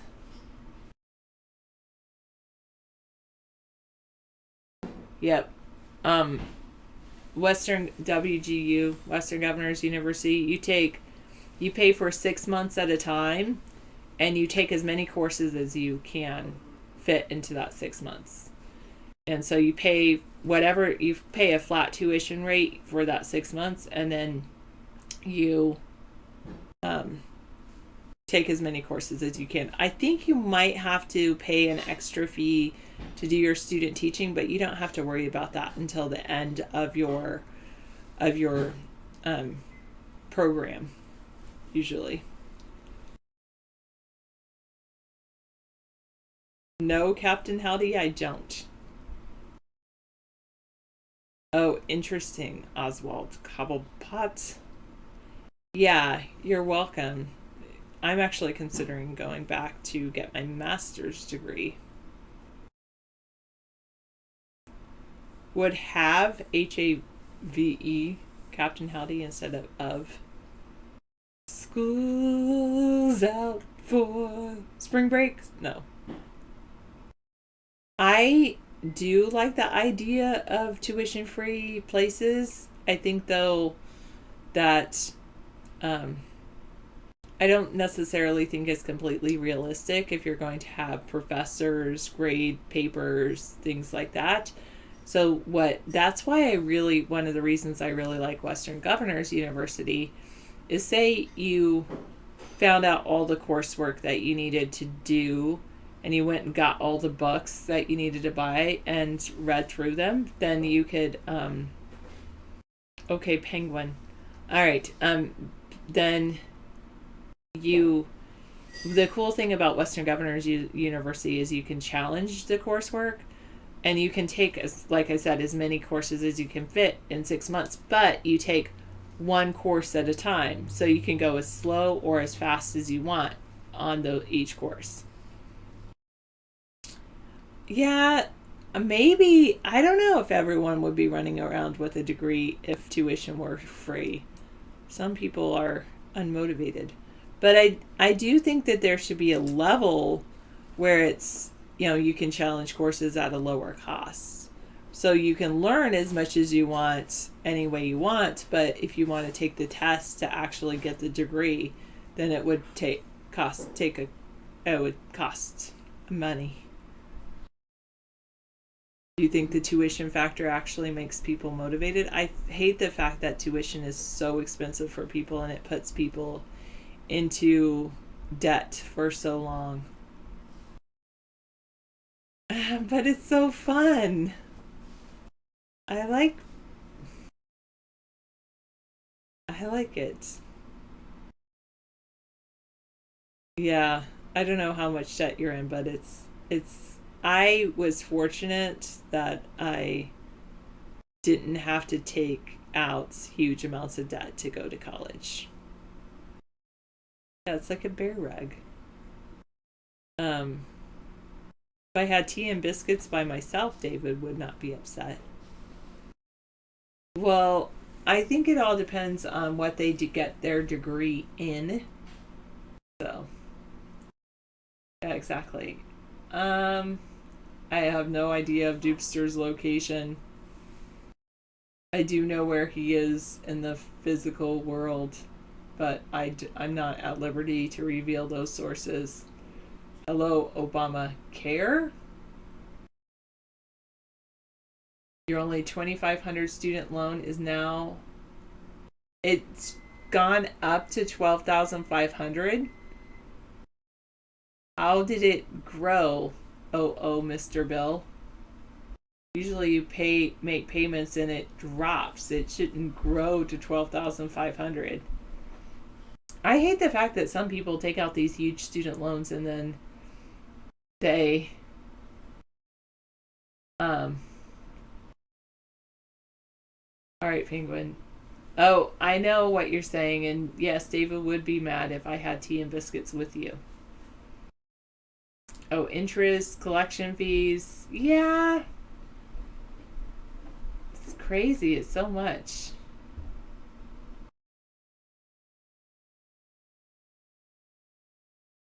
Well, I'm not happy promoting Obama. So that's why I didn't seem happy saying your name. Oh, you got into an accident, you got sick, you lost your job, so you didn't have any work for 3 years. So your $2,500 college loan turned into $12,500. Man. Well, I've had my teaching credential for 9 years now.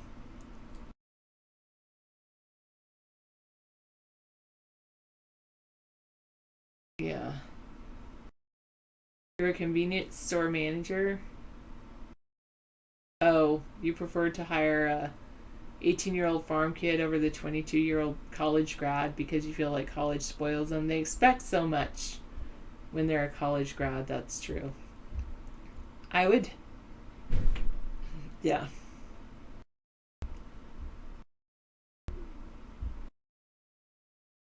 That's where it's sitting right now. I wonder if there's anything you could do to lower it. I don't know.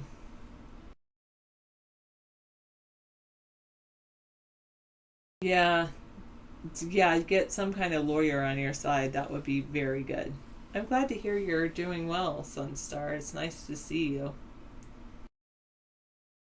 You get tired with your new medicine, yet you can't fall asleep with it. Oh, I hate that feeling. You feel like The Walking Dead. I know what you mean. I had this, I can only relate because the last time I drank alcohol, and I was never a drinker, but I went to this one party. It's like probably the only party in my life. And, I had what they called gorilla juice, and it was coffee liqueur and milk, and the coffee and the coffee liqueur like kept you wired, like you can't fall asleep, and yet the alcohol made you drunk, and so you're like tired, wanted to go to sleep, but you couldn't fall asleep. Oh, awful. If you have new medicine that's making you feel that way, tell your doctor right away. Call him on the phone tomorrow morning. Heck, call him on the phone right now and leave a message. Yeah, that was really the worst time I've ever had, and we never had a drink after that evening. You and I think... No. Sarah had never ever been an alcohol person. I'm not an alcohol person. Neither David nor I are mean when we are drunk. We have rarely been drunk. I mean, I can think of 2 times we've had wine, and that time that you had the gorilla juice, I had this horrible beer that had been sitting around for about a week, I'm sure, because somebody brought it in saying, "They got some Mickeys here, been sitting around." And then everyone got really sick. I had projectile vomiting, and Sarah didn't drink any of that beer, thankfully. But she was up listening to me, and I'm going, Sarah, I didn't drink that much. It was definitely the Mickeys. That was 10 years. That was 6 years ago, I think. It was 2010. I remember that. And I had like 2 beers, and it was just gross. Thank you. So we just don't like that. We don't like the feeling it gives you, like you're swimming or out of control. I mean, they say people drink because they really don't want to have inhibitions, and they try to get past their inhibitions. Operation Popeye. Okay, Grizzly Ray. We're going to take a look at Operation Popeye here. Let me put it over on the other screen. Yeah, so thank you. I made you some dinner too, some chicken and a baked potato if you're hungry. Oh, I think I am hungry. And you may want to microwave the chicken and baked potato because I just put them on warm on the stove. But okay, I'm going to go do that. yeah. And there's some some peas. I made some green frozen peas. Yeah, and butter. Okay, Operation Popeye, controlled weather. Popeye, yeah, was a highly classified weather modification program in Southeast Asia during 1967. I've got a video clip of Operation Popeye I can play you too. They wanted to extend the monsoon season over the Ho Chi Minh Trail. Yeah. No wonder people always said it was all rain all the time over there because people were making it rain all the time. Exactly. Wild. You know, the government's been involved in weather modification for so long, and no one wants to admit it.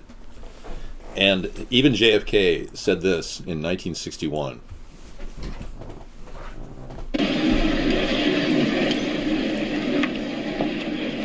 Mr. President, honored delegates, ladies and gentlemen, we shall propose further cooperative efforts between all the nations in weather prediction and eventually in weather control. We shall propose, finally, a global systems of communication satellites linking the whole world in telegraph and telephone and radio and television. The day need not be far away when such a system will televise the proceedings of this body to every corner of the world for the benefit of peace. Kennedy was talking about weather control with confidence. In April of the previous year, the Tyro satellite had been launched from Cape Canaveral and equipped with solar. And this is what happens when man plays with weather. Look at this tsunami.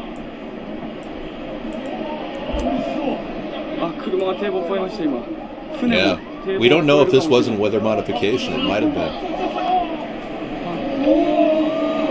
Whoa. Oh my God.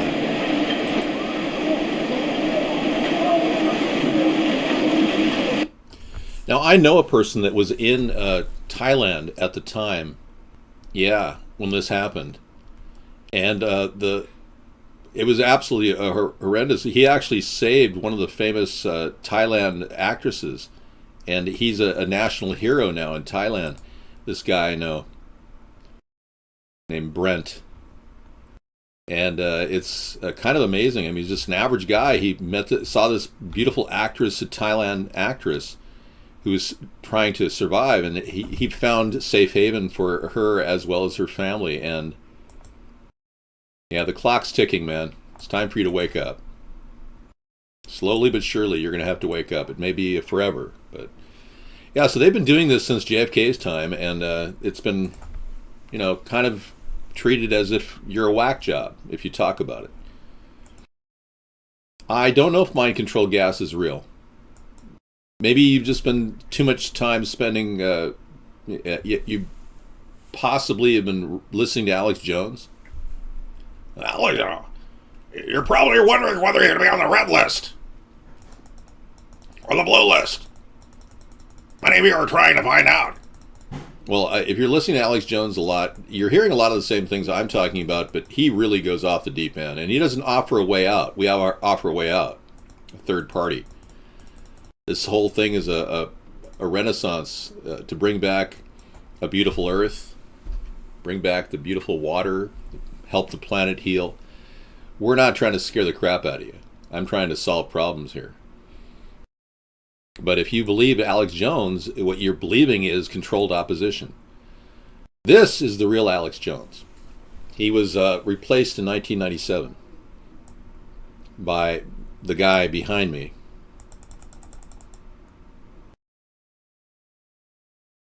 This guy, Bill Hicks. And if you're wondering if this guy is Bill Hicks. Yes, I am Bill Hicks.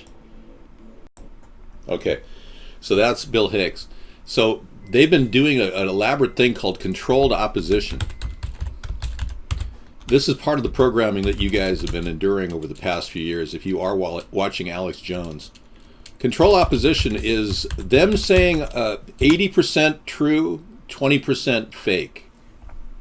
So they make everything that's true sound fake.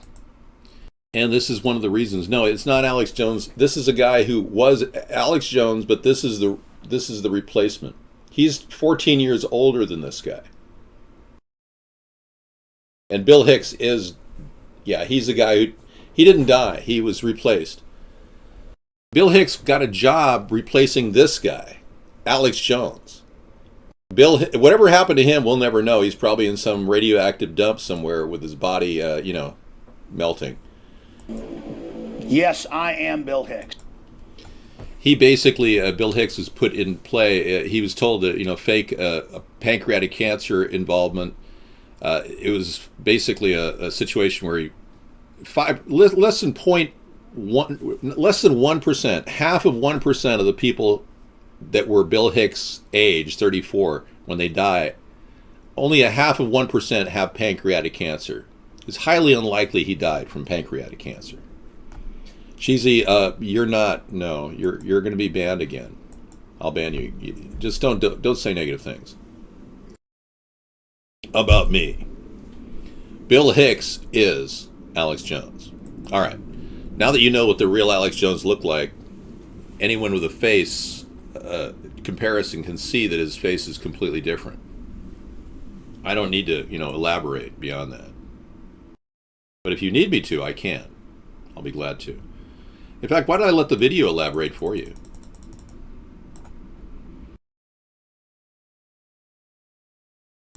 Okay, we'll move on. What happened is this guy couldn't be controlled, so they replaced him with this guy. This guy can be controlled because he makes $9 million a year, and it's not selling Berkey water filters. I support the Second Amendment, yeah. I believe that I support the Thune Amendment, which gives anybody who has a concealed weapons permit in one state the ability to travel interstate and not worry. It would be honored in all states. The Thune Amendment never passed. I can see you're really taking this seriously. Well, some of you just don't want to believe anything. I can understand. It's no big deal. I'm not here for your own edification, per se. I'm here for my own. So I enjoy talking about this stuff. When we have two pictures of two different people and you stand there and say it's the same guy, he just gained some weight, it shows me that your ability to perceive two different people is greatly altered. There's not much I can do for you. Well, let's be clear. No, this was the original Alex Jones. Different facial structure. The individual on the right has much darker hair, especially considering that the image was taken outside. The individual on the left is very lean and muscular, and the one on the right, while he may have some muscle build, he is far from lean. It is important to note that at this time, in 1997, Jones would have only been 23 years old. Okay. Does that guy look like a 23-year-old behind me? He looks like a 40-year-old or 38-year-old. All right, so let's move on. We don't want to talk about, every subject under the sun without freaking out.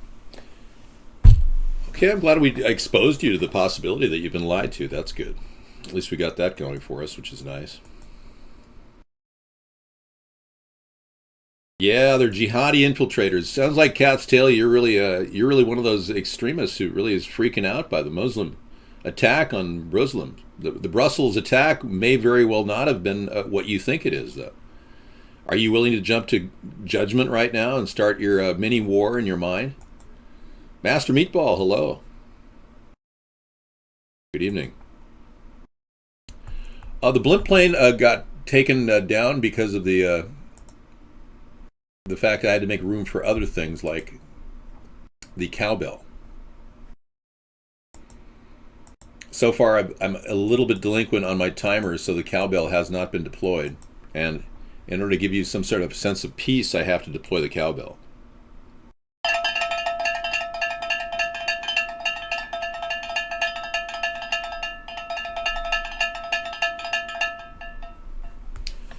I'll give you proof. I'll give you a video you can watch called Testimony of...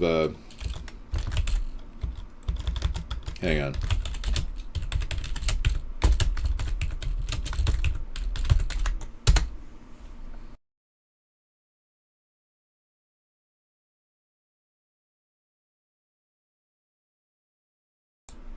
Here's the link. You can just take it and watch it anytime you want.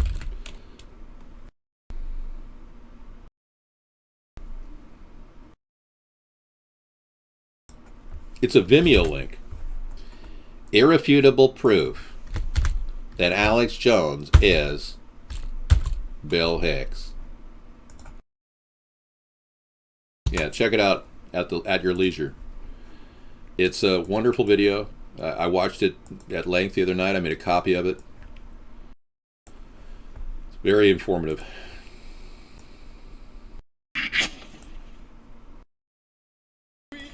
Agent man, secret agent man, they giving you a number and taking 00 dumbass.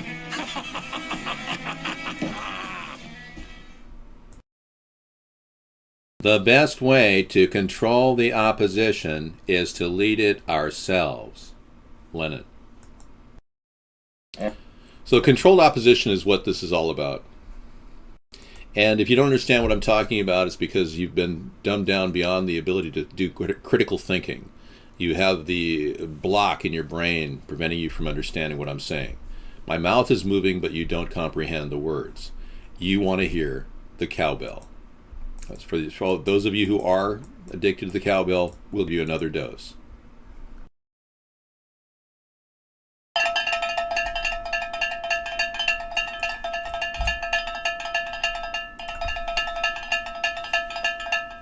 Earth to sheeple, wake up. Bah! Many of you voted for Barack Obama. Many of you voted for Mitt Romney, thinking that he wasn't a corporate elitist when he was.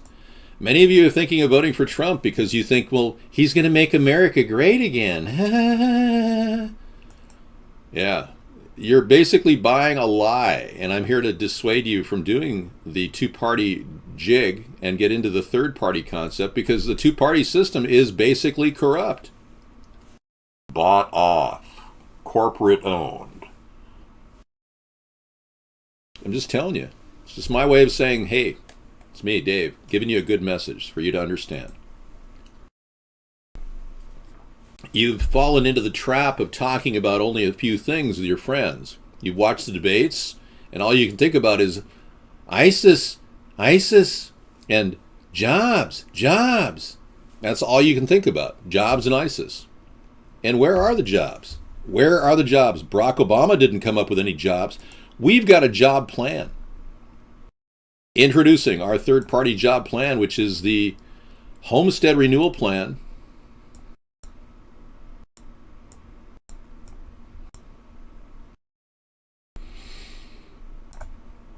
The concept is everybody in America could eventually have a house, eventually, if this plan was to grow virally, and you'd be able to fix up houses across the nation using this government program that we could implement right out of HUD.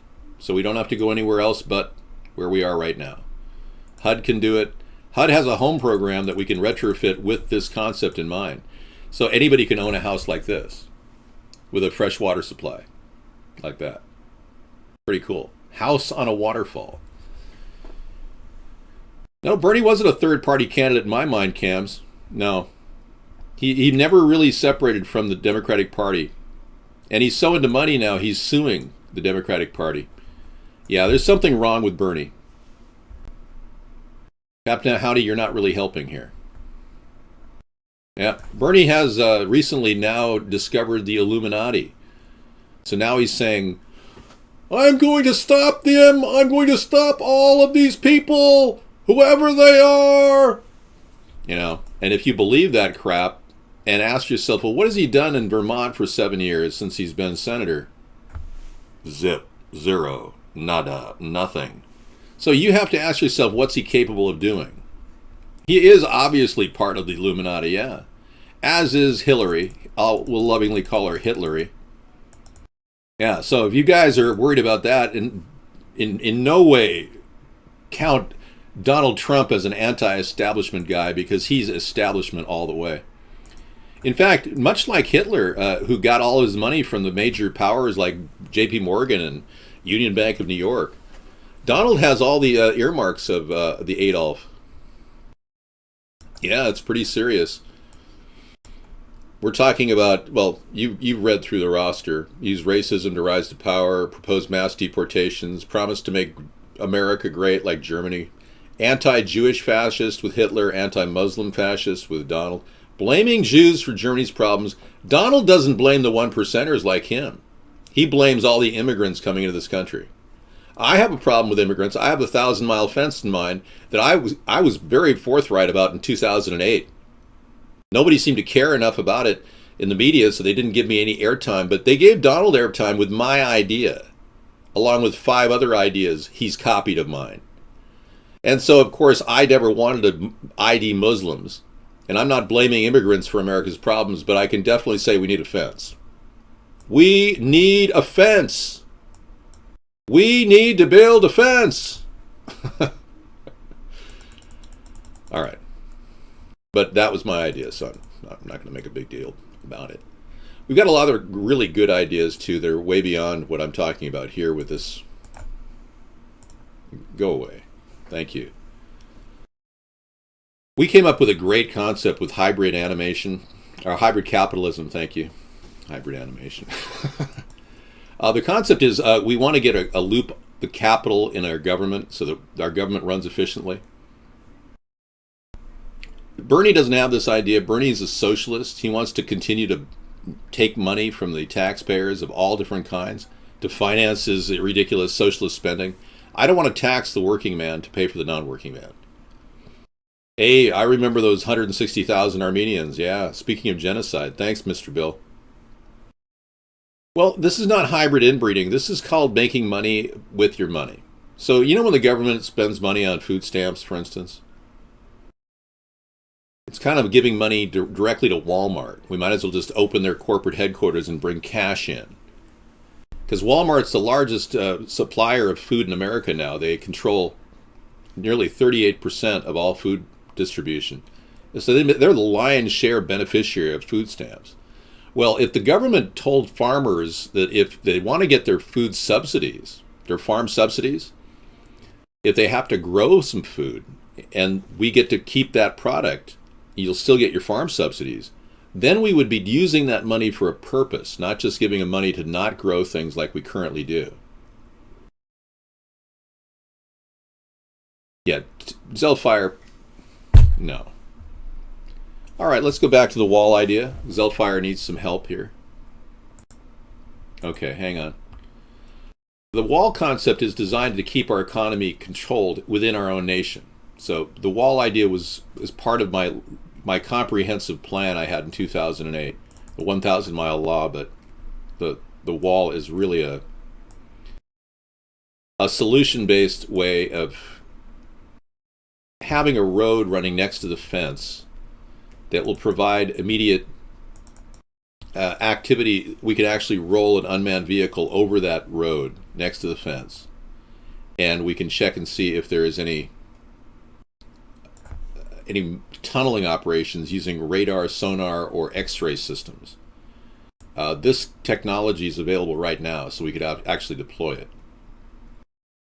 But that system would definitely be an alternative to what Trump has, which is a wall, which will never be built in time. I mean, it'd probably take 10 years to build a wall, even if you're just laying brick, let alone how high. So, no, and I don't think we should need any more than sentinels at every mile outpost. And they could be videography-based laser sentinels run remotely using motion detection systems. All of this can be computerized. I'm not trying to make it difficult for you here. It's pretty much a no-brainer. You know, you don't have to really freak out about the wall.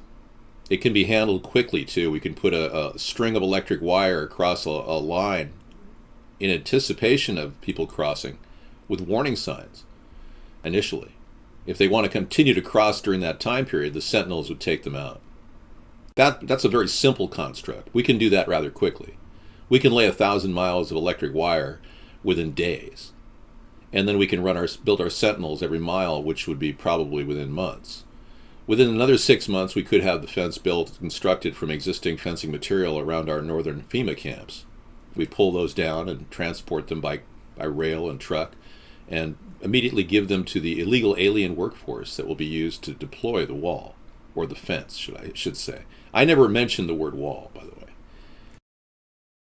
It's Wasteful Wednesday. We're trying to, deal with the waste in the government. So far, I've saved $50 billion by using illegal aliens to build the wall, ending the reign of terror on people growing marijuana, costing $25 billion a year to interdict the marijuana growers, and also ending the CDC. So far, we've saved $50 billion off our budget, and even included some money to build that wall, or fence, excuse me. Thank you. All right, if you want to donate to this operation, feel free to click the donate button at the top of the screen. I am not a robot.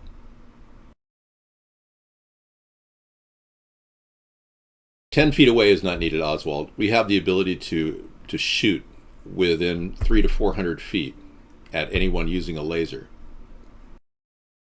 Very effective, instantaneous. You're not aware of this technology because we don't like to talk about it. We have more than enough capability to defend against an attack from Mexico as well, if they were to send tanks into our country for some weird reason and wanted to go over our wall.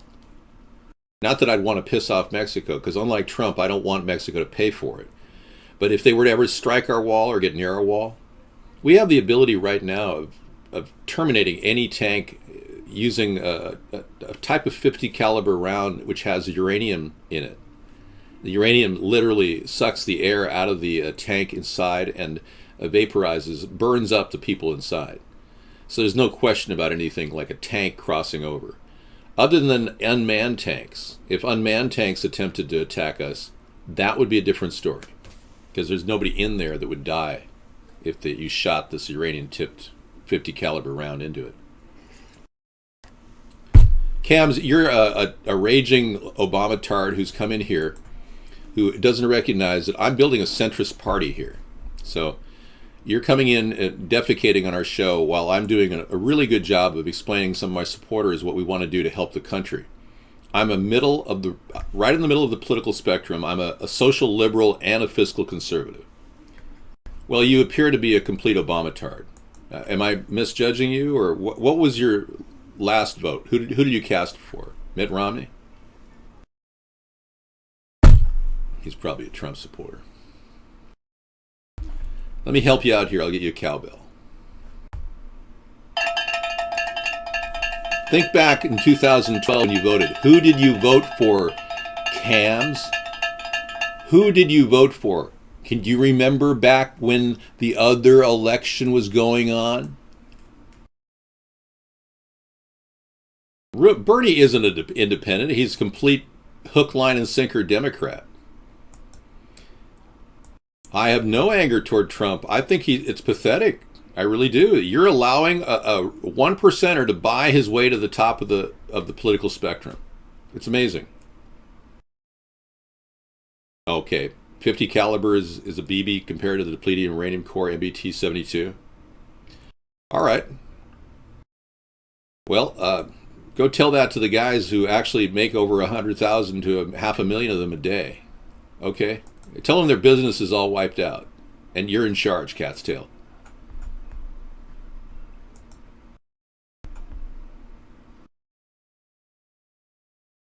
Bernie didn't ruin anything. He basically is perched in a very interesting point.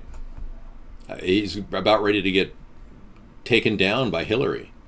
I mean, Hillary's in the power position. She's got unbelievable connections to secrets and inside information on every political person out there. I think Hillary's poised to win the election. She's already got 60% support from the country in the polls. What disturbs me is you people want to vote for her. That's the part that really is disturbing, that you don't understand how corrupt she is and how she's a New World Order puppet. You don't get that. It's not your fault. You're not able to hear about these stories. I've got a lot of good ideas I want to bring you tonight, because obviously I haven't been able to convince you with just talking about hybrid capitalism. I have to show you. So our solar panel solution is one of the ways we want to have solar rooftops for Americans, and we think that that's something that could actually be deployed. It wouldn't hurt. For instance, imagine carpets like material like this rolled out on your rooftop. You can only imagine how this would be. And this, something like an install like this could be about $2,000 in terms of labor, and maybe $10,000 in terms of materials. We could pay for this over time from the savings in your electric bill. So this idea has a lot of virality.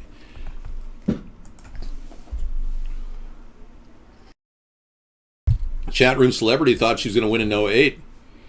Many of you don't realize you're just voting for puppets. You've got Barack Obama, the puppet. You've got Hillary Clinton, the puppet.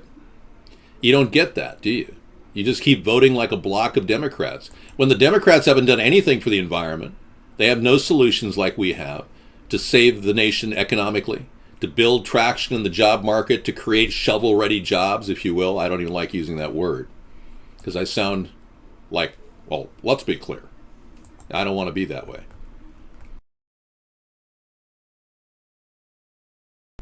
Okay, Cams, Trump is like Hitler, and I'm going to go ahead and ban you from the show because your head is up your ass. Trump has all the earmarks of Adolf Hitler. Let me give you a little example. Yeah. He studied the speeches of Adolf Hitler when he was living with Ivana Trump. Yeah. We have a deposition from Ivana Trump that shows that indeed he had a book of Adolf Hitler's speeches that he went to whenever he was looking for something to read. So for all of you who are still thinking of voting for Trump and can't stand the idea that maybe he's like Hitler, he is exactly like Hitler in every way. Even recently, he wants to go down and deportation forces against Muslims. You're completely out of your gourd, man. Let me show you 20 plus reasons not to vote for Trump, Adolf Trump. Seriously, you need to check that out. And if you haven't checked out our link page, do that and come back and I might unban you. Thank you. My God, what an imbecile. Oh, because I compared Trump to Hitler. Oh no, wake up, people. You're right on the verge of turning a country into a fascist oligarchy run by a corporatist named Trump. Mr. Bill, I'm asking you to write my name in. What about that do you not understand? Are you ready for a ban too? Do I have to throw this right on the screen? Are you this out of it? I can't believe I've got this level of intelligence in the room. I mean, the cowbell was a joke, but it really isn't a joke. We're dealing with people who are completely brain dead here. Yeah.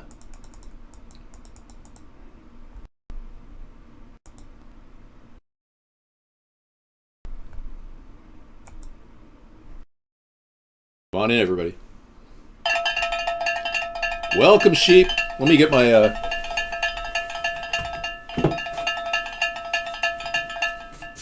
Come on in, everybody. Welcome, sheep. Hi. I'm your sheep herder. Yes, come on in. There you go. Bah! Come on in, everybody. Here we go. Let me pull you in there. There you go.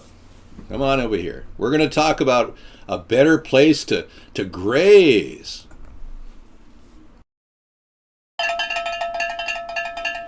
I found greener pastures where we have solar rooftops and houses.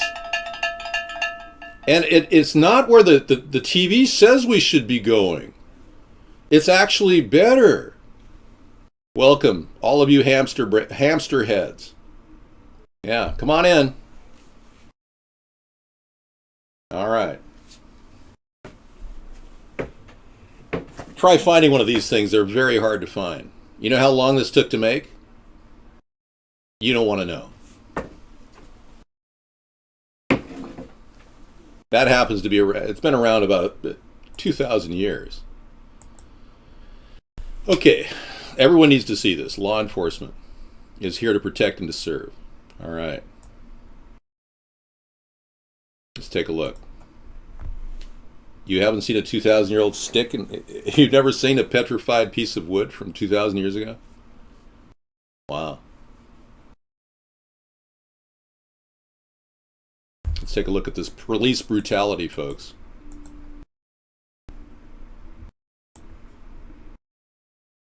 Pepper spray. They pepper sprayed him. Okay, the pepper sprayed him. Uh-oh. Uh-oh. I can't watch this. This is turning into a snuff film. Look at them just beat the hell out of this guy. Just battery. Extreme brutality in our prison system. How are we any better than North Korea? I ask you that. How are we any better? Unbelievable. It continues on. Oh, he's going to take it under the camera? He's still beating him with a stick. The guy's trying to fend off these crushing hits, breaking his arms, his legs, bruising him all over. Silently killing him. Unreal. All right. Let's read about this. Everyone needs to see this. Law enforcement is here to protect and to serve, not intentionally try to harm others. Both of these cops should be prosecuted to the full extent of the law and relieved of duty permanently. Yeah. Thanks for that link. Scary. Oh, come on. Jeez, look at this guy, cat's tail. All he does is dispute every single thing we show him. We show him. Are you going to bed, DT Laura? Okay, see you later. Good night. Every single thing we show him, it's almost absurd. He completely takes the opposite position. You're coming along like snapping and screaming and yelling at us while we're trying to help wake you up, buddy. Yeah. Oh, whatever. Fact is, we have lots of money wasted in our prison system. We have the largest prison system in the world in America. Prisons for profit, exactly, Mr. Bill. Good point. Thank you. We have a situation on our hands where the prisons keep getting more crowded, like in California, and the government makes stupid moves, and like in Oklahoma, and Obama released 46 high-level drug dealers into the streets of America. Instead of low-level drug users, he delivers dealers into the streets of America. I mean, all kinds of mistaken decisions by this president of ours. Anyway, we've got a lot of prisons, and it's not something that's going to go away on its own. It's only going to get worse because these people make money on your tax dollars. They're literally making bucks every time they get a renewed contract from the government.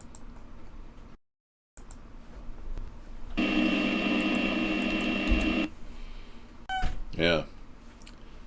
Out of every 100 people in America, 2.3 are in prison or in the parole system. Out of every 100 people in North Korea, one person is in the prison system. That's a significant statistic. We're twice as many prisoners in our country per capita than North Korea. Yeah, it's for serious criminals like capital felons, people that rob banks with guns, people that rape people and molest children. Yes, we definitely need stiffer penalties, but the low-level drug offenders, they can be released in a slow, methodical way. Obama for Osama. Right. And here's a link from a Mr. Bill on the prison system. Private prisons threaten to sue states unless they get more inmates for free labor. I think I've seen everything now. Wow. Look at that. This is from last year, but it's still relevant.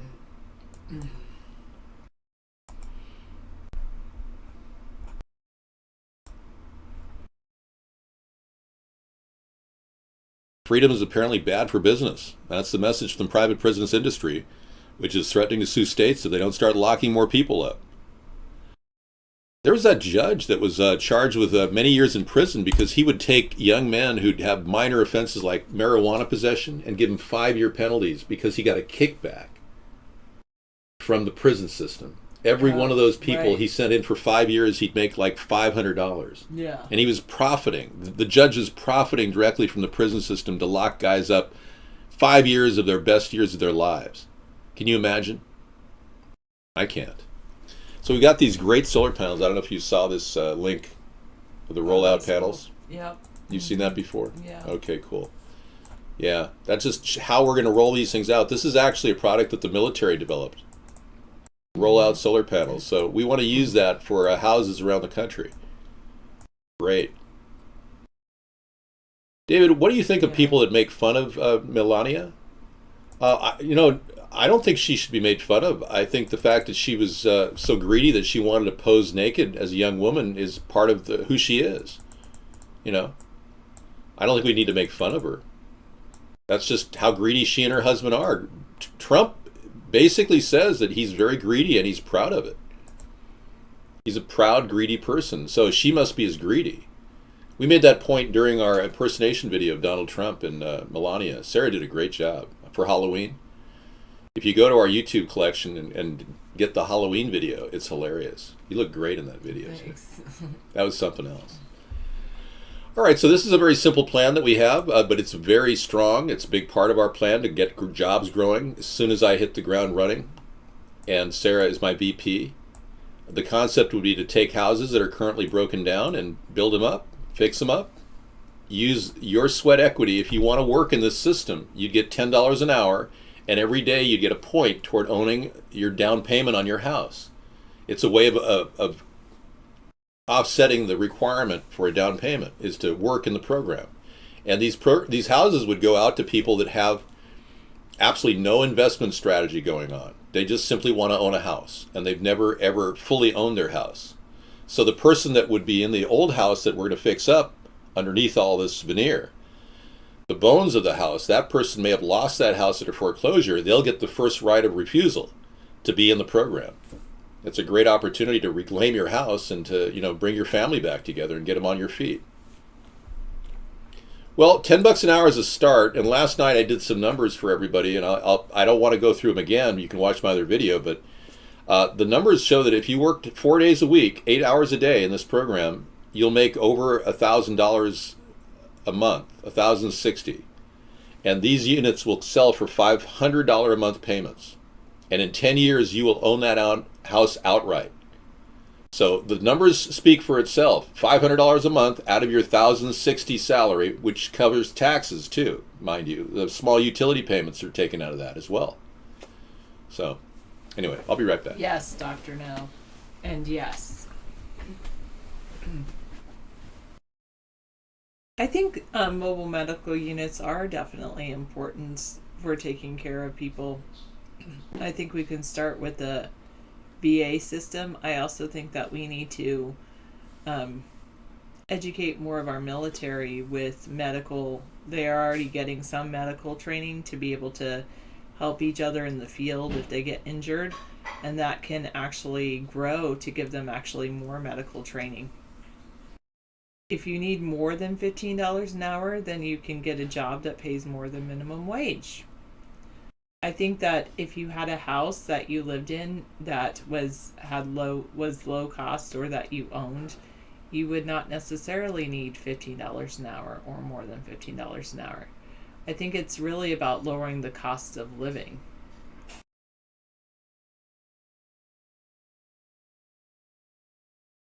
Wow, Nate, that's very sad.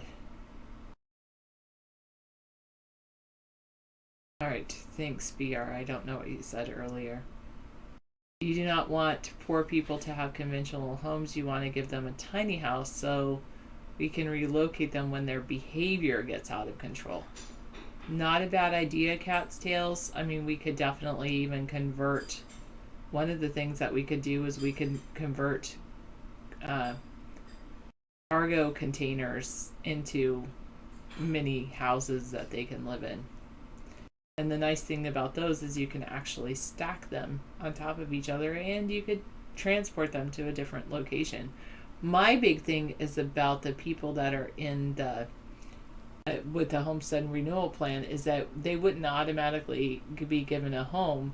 They would have to actually work to build up for a home. They could always live in a tent city in a certain place without putting in effort, but if they wanted an actual home, they'd have to put in effort. Well, I'll say this, Dr. No. Currently, the government pays for children's education.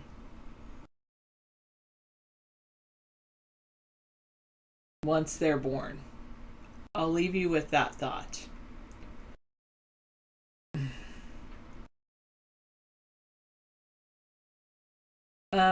Yes, it all depends. Certain people have not the greatest behavior, and I don't think that their economic state always has something to do with it. Probably the middle class might have the best behavior because they're hard workers, whereas people who are given what they have are not always the hardest workers. Well, it is a little. It's definitely windy and cold tonight, Substar. Yeah, one of the things, Uncle Lester, I think that disability should definitely be a doctor's note. That's what I would say as far as disability. And I think that we should offer people more opportunities, like on farms. But I saw a couple people that I thought would be able to work on farms who claimed that they were mentally incapacitated. Still felt like they had the physical ability to do so.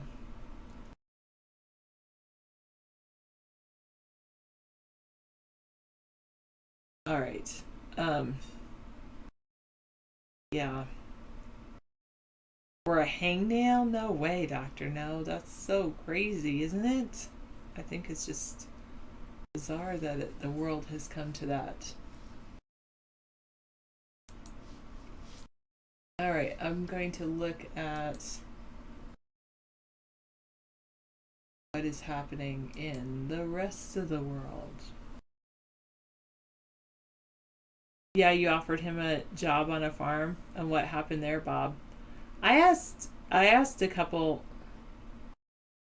people if they would go work on a farm for $20 an hour. These are people who were receiving disability.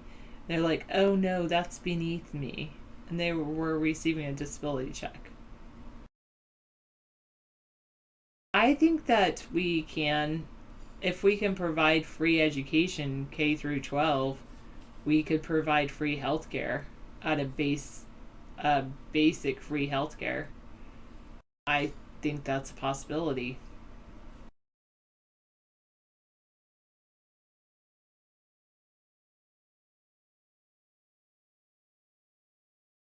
You want to go on rural should be college or tech graduation. What? Wow, farm laborers get about $6 an hour right now, tax free. Interesting. Well, it's pretty amazing that some of them wouldn't even work on the farm for 20 when they were said 20. So Cat Stales, you're willing to work on a farm for up 10? That's good. All right, I'll open it up, Captain Howdy. All right, I'll have to come back.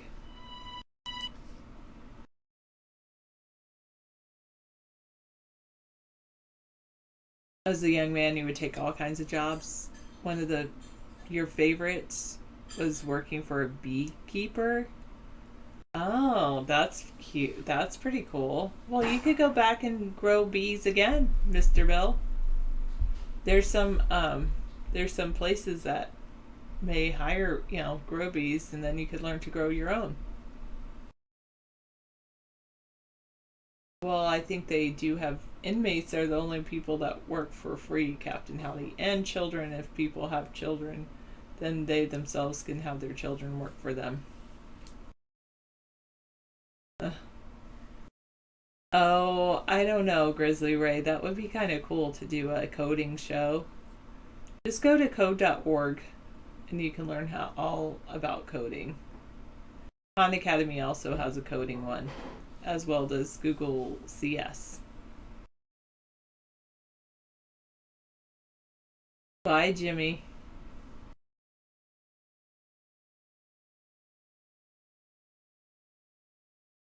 You're fine with giving every American a new first aid kit each year.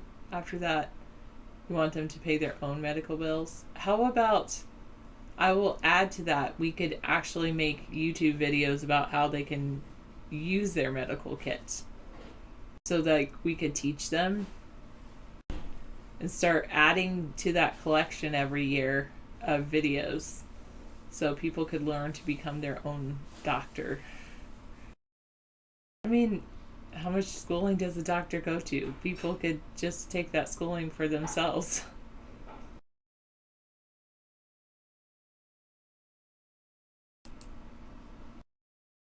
I think that's what he thinks. Oh, too bad. I'm not saying that, Deacon. I believe most people in the world are quite intelligent. That's pretty cool. A beekeeper can make over $200,000 a year as a small profit. Man, honey is so expensive. Oh yes, who wanted Grizzly Ray? Hook up with Master Meatball. He can totally help you with coding.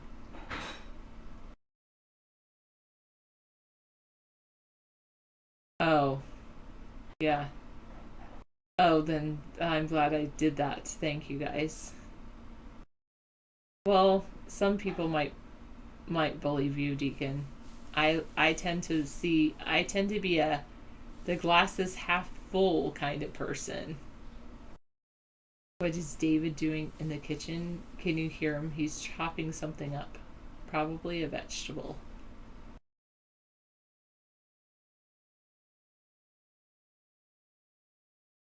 You want to use a barn on the edge of town as a hospice? You have no problem with better prevention education. I understand where you're coming from, Cat's tail. Do I want to look at your farm pumpkin? Wow. That's one massive pumpkin. I should show everybody, right? Check out the size of this pumpkin.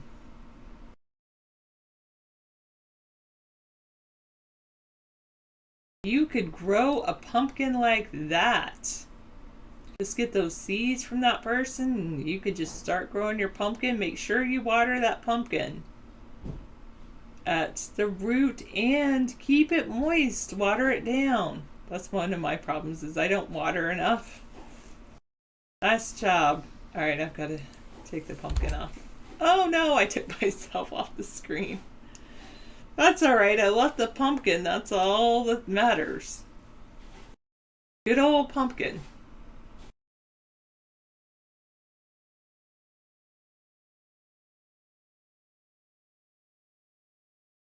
All right, now I've got to fix all these things. Yikes.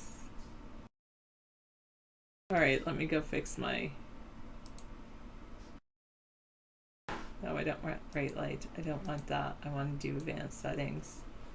But first, I want to kind of change the cam. Video input. Where did it go? Yikes.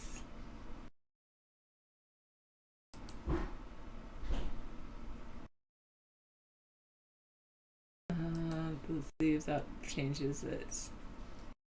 Oh, what did I do? Yikes.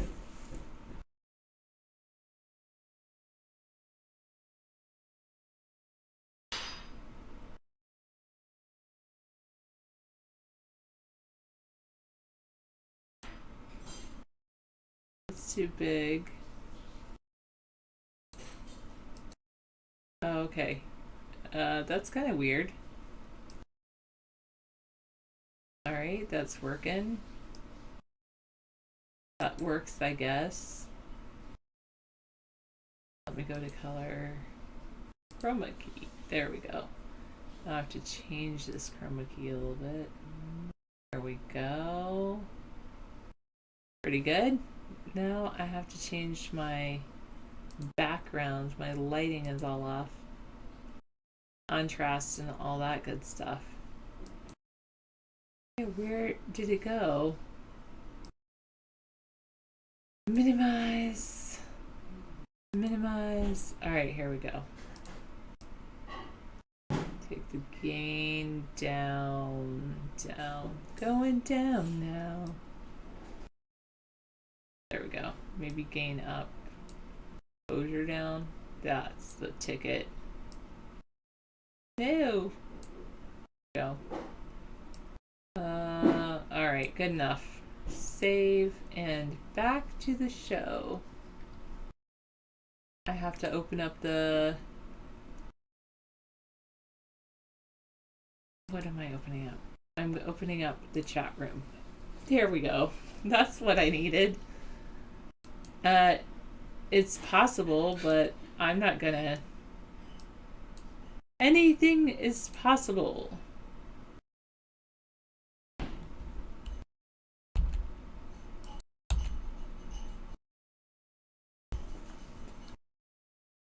That's what I'll say, Jack of Pockets.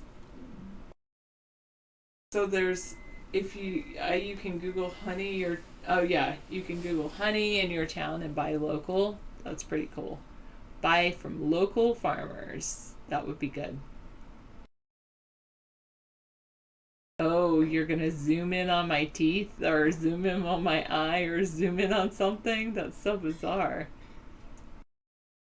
Ooh, interesting chat room celebrity.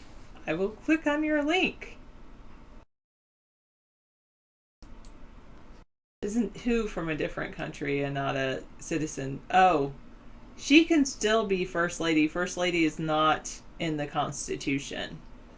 That was simply a name that people just gave the president's spouse. So she does not have to be a U.S. citizen, or because she's not elected. The person that has to be a natural born citizen is both the president and the vice president.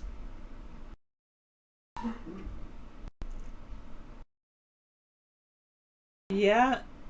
Well, Catsteal, I will tell David your idea. Why smart people are better off with fewer friends, according to the Washington Post article that was posted on March 18th.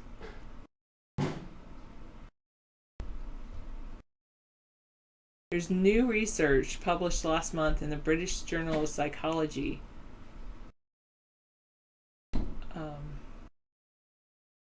They're looking at the question of what makes a life well lived.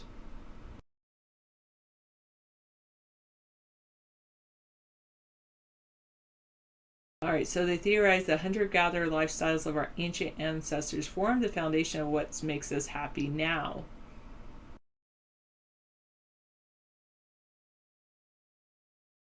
They believe that what happened with the hunters and gatherers could lead to our happiness today. They have what they call the Savannah theory of happiness to explain two main findings from an analysis of a large national survey. There were 15,000 respondents, adults aged 18 to 28.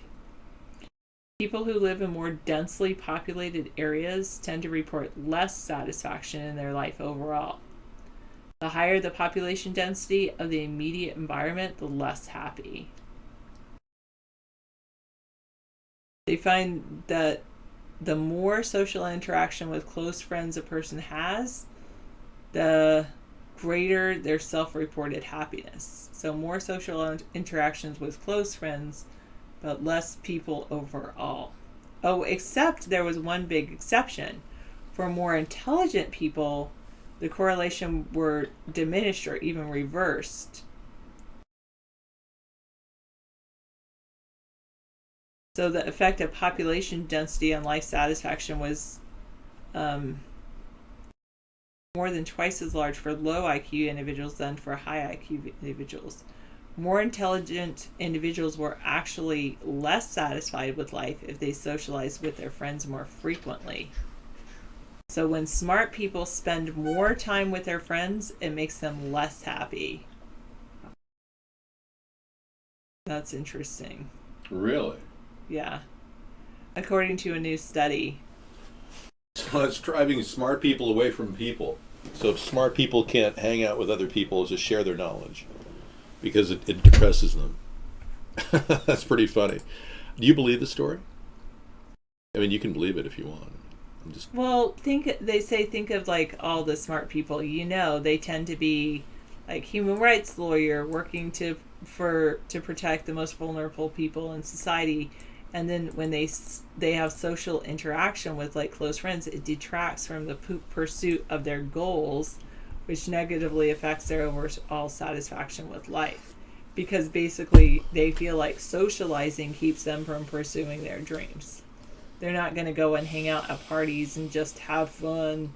They're more likely to focus on long-term goals. That's their theory anyway. I think that they're trying to pigeonhole American people. I think tend to believe Mr. they're trying Bill to. is correct. They can only take people in small doses, and smart people need freedom to think. I just don't think smart people need to be told what they're supposed to like. I mean, you wouldn't be smart if you would listen to people and said, oh, yes, I'm supposed to be this way, so therefore I don't want to have social contact with my friends because I'm smart. But that would explain why I haven't been able to make a friend in this area, I'll tell you that. Yeah. I just don't find a lot of commonality with people in my area. You're an introvert. You like my alone time, you said, Mr. Bill. When I can, I will go out, but I don't need to be out and about all the time. Yeah. I'm an omnivert. In between an invert. Actually, an omnivert is not in between an introvert and extrovert. An omnivert can go in different directions depending on, the feeling. So I'm not really one to be pinned down to either being extrovert or introvert. David's just anti-labels, I would say. I'm anti-labels, yeah. That would be my label. I'm labeling him anti-labels. That's not good. You can't label me. Luckily, this is not Clockwork Orange, so we don't have to worry You about can't label me anti-label. I don't like to be pinned down. Well, that would be anti-label. No! Don't label me. So what do you think? What do you think they're using these things as? Grain storage? They're large. They're making a huge, what are those called? Zoetrope. I think they're a very unsafe building, and they don't have any windows. They have no access points. I mean, when you go in there, you never leave. It could be Hotel California, It'd be Club Dead, we would call it. Welcome to Club Dead. Yeah, it didn't land too well. No. People don't like to be going to a place called. People don't like Club Dead. They don't want to be I never scared. laughed at Club Dead. Well, people don't want to be scared either. I mean, how would you like to be stuck in one of those buildings? Wouldn't you rather have a house of your own, a dream, a future, a solar rooftop, $50 billion savings? Yeah. I guess I'm always closing. I'm always trying to close the deal. No, it's not a silo. Actually, it's a brand new structure that the Department of Homeland Security is putting up. It has a bulletproof roof, and it's constructed with cinder block. And they can put these up rather quickly. It's both a video game and a movie, Club Dead. I did not know that. And here I was hoping to make a resort spa out of that building. Wow.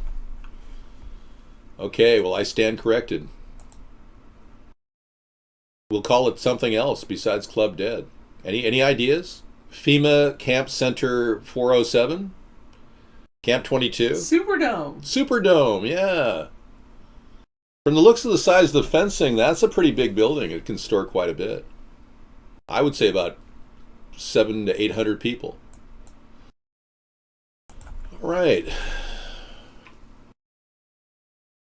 Little Syria, yeah, there you go. Like Little America. When you drive across country, we stop at Little America to get the 50-cent ice cream cones. That was pretty cool. I had 3, I think. Was it 2? I ate 2 to your 1. No, I think we both had 2. We both had 2. I had 2. We had 2. I had to. I had to eat 2. We've been around the country quite a few times. I mean, Sarah, you and I have driven 30,000 miles. She and I have driven together. And we're probably going to take another road trip this summer, so you'll be able to see our show from the road. We'll be doing intermittent broadcasting, and whenever we are going to be doing a broadcast, it'll be posted every day on Twitter that we'll post whether we're going to do it or not do it. We'll see how we go. We got a new computer to take with us if we do go on a road trip, and lots of places to go and visit.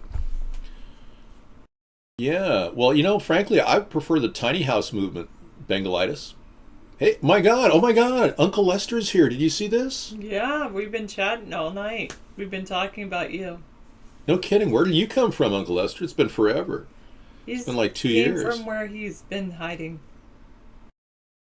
Okay. All right, go follow us. Twitter.com/thirdparty. At Third Party, yeah. Third Party. We are here.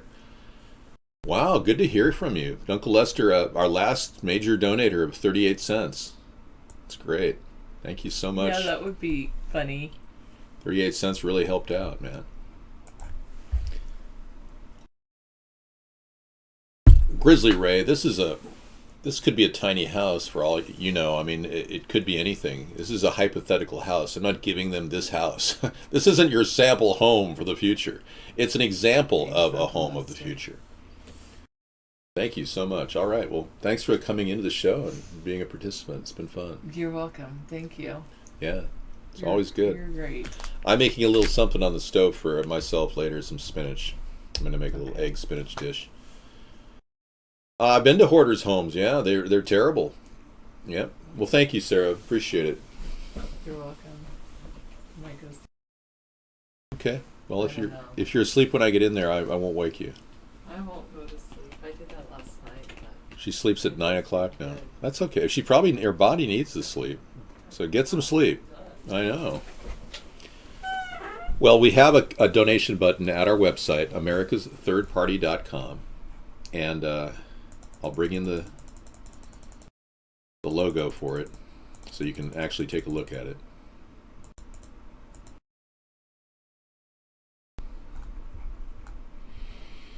Yeah, you can always catch us at AmericasThirdParty.com. That's not what I was hoping for.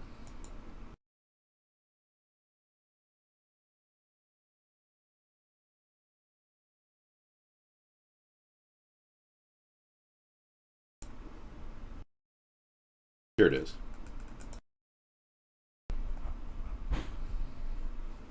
All right. Real big print there.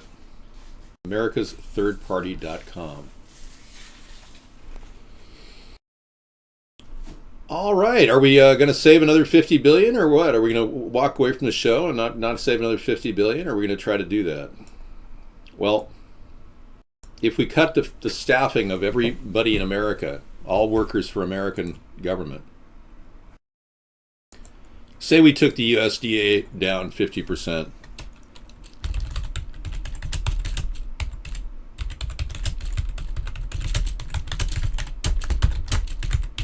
Okay, the number of people working for the U.S. government $2.15 million.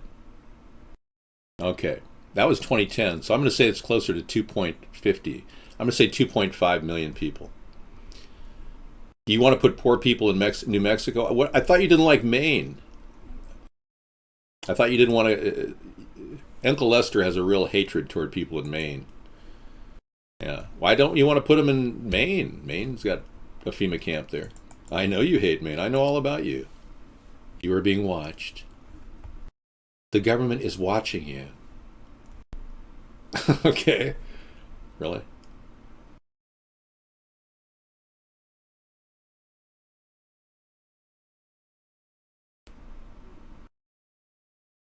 Looking for something. Here it is. Okay.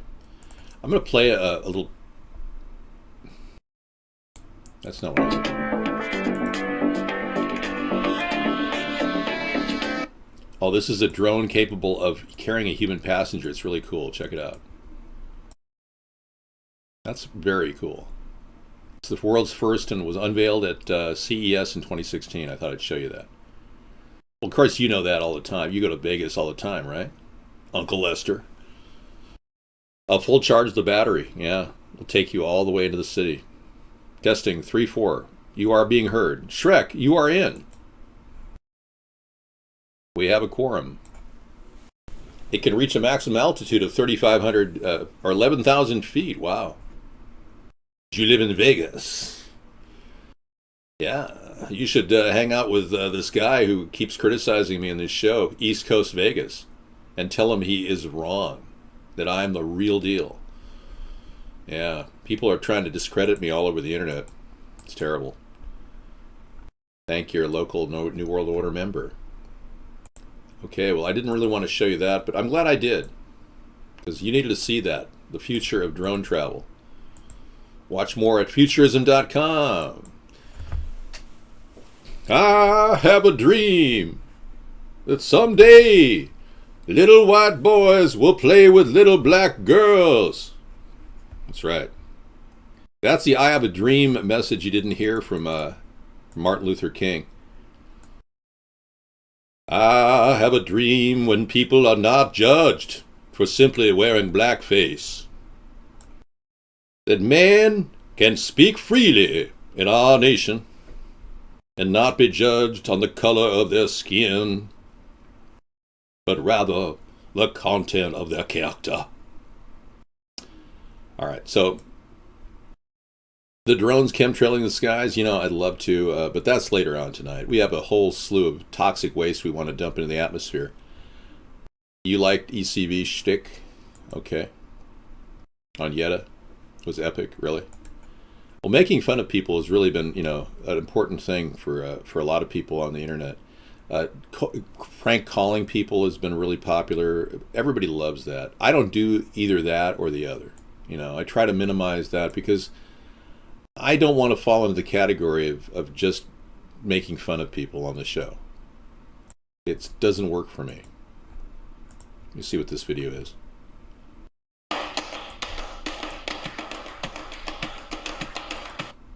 I can't play that. It's from the recent David Bowie album, the one before he faked his death. I know. A lot of people think he's dead. I guess he wants it that way, so no one can possibly guess that maybe he's still alive. As this new character, Jack Stevens. He's alive! Yeah, right after David Bowie's death, this story propagated. I couldn't believe it. The legendary pop star and rock and roller, David Bowie, has died. Or did he?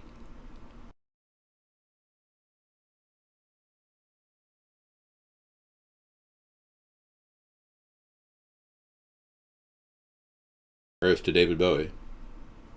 Ground control to Major Tom. Okay, let's see.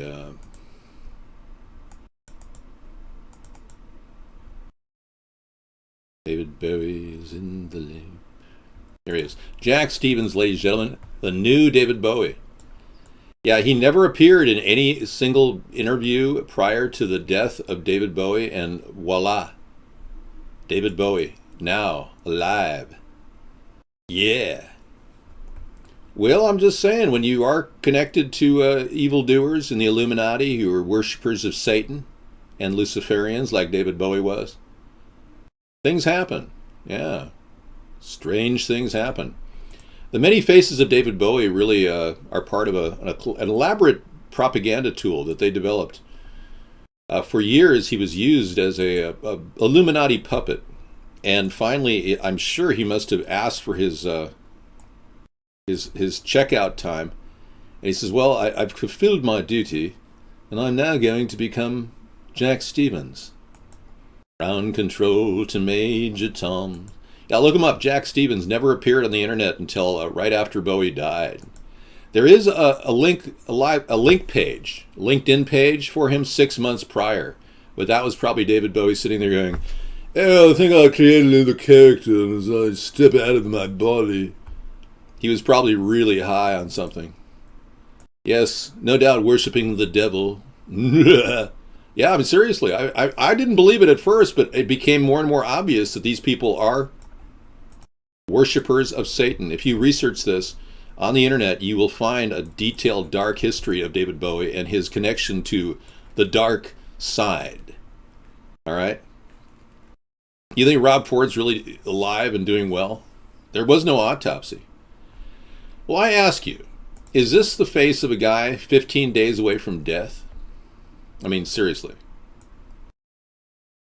I mean, that's like I'm 15. That's like saying I'm 15 years away from death. 15 days away from death. Ooh, prophetic. Yeah.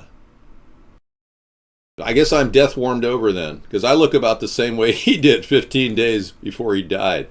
I want to show you a picture of a person really dying of liver cancer, who's end stage. End stage, yeah. We're talking liver cancer. This is one of the most debilitating. I've known a few people in my time who've died of this terrible, deadly disease. And this is what they look like. Now, I'm just going to use this man as a reference. I'm sorry to have to use his photo, but somehow it appeared on the internet. This is the picture of a person 15 days away from death. Not walking around with a soda with a little spurt in his feet because he's so happy he's going to, oh yes, I'm doing well, I'm going to have my new identity. Yeah. Now this guy would have loved to have a new identity, whoever he is. I have no idea who this is. But that's a guy dying of liver cancer. So don't be fooled, folks. They're basically pulling the scrim over our eyes. God knows what's really happening. And you don't even have to believe in God to believe that somebody out there knows what's really happening. Yes. Ground control to Major Tom. Goodbye. Let's move on. It's now the end of the official show. So guess what? I'm going to sign off of our recorded broadcast, and then I'm going to kick on our extended show. Cool.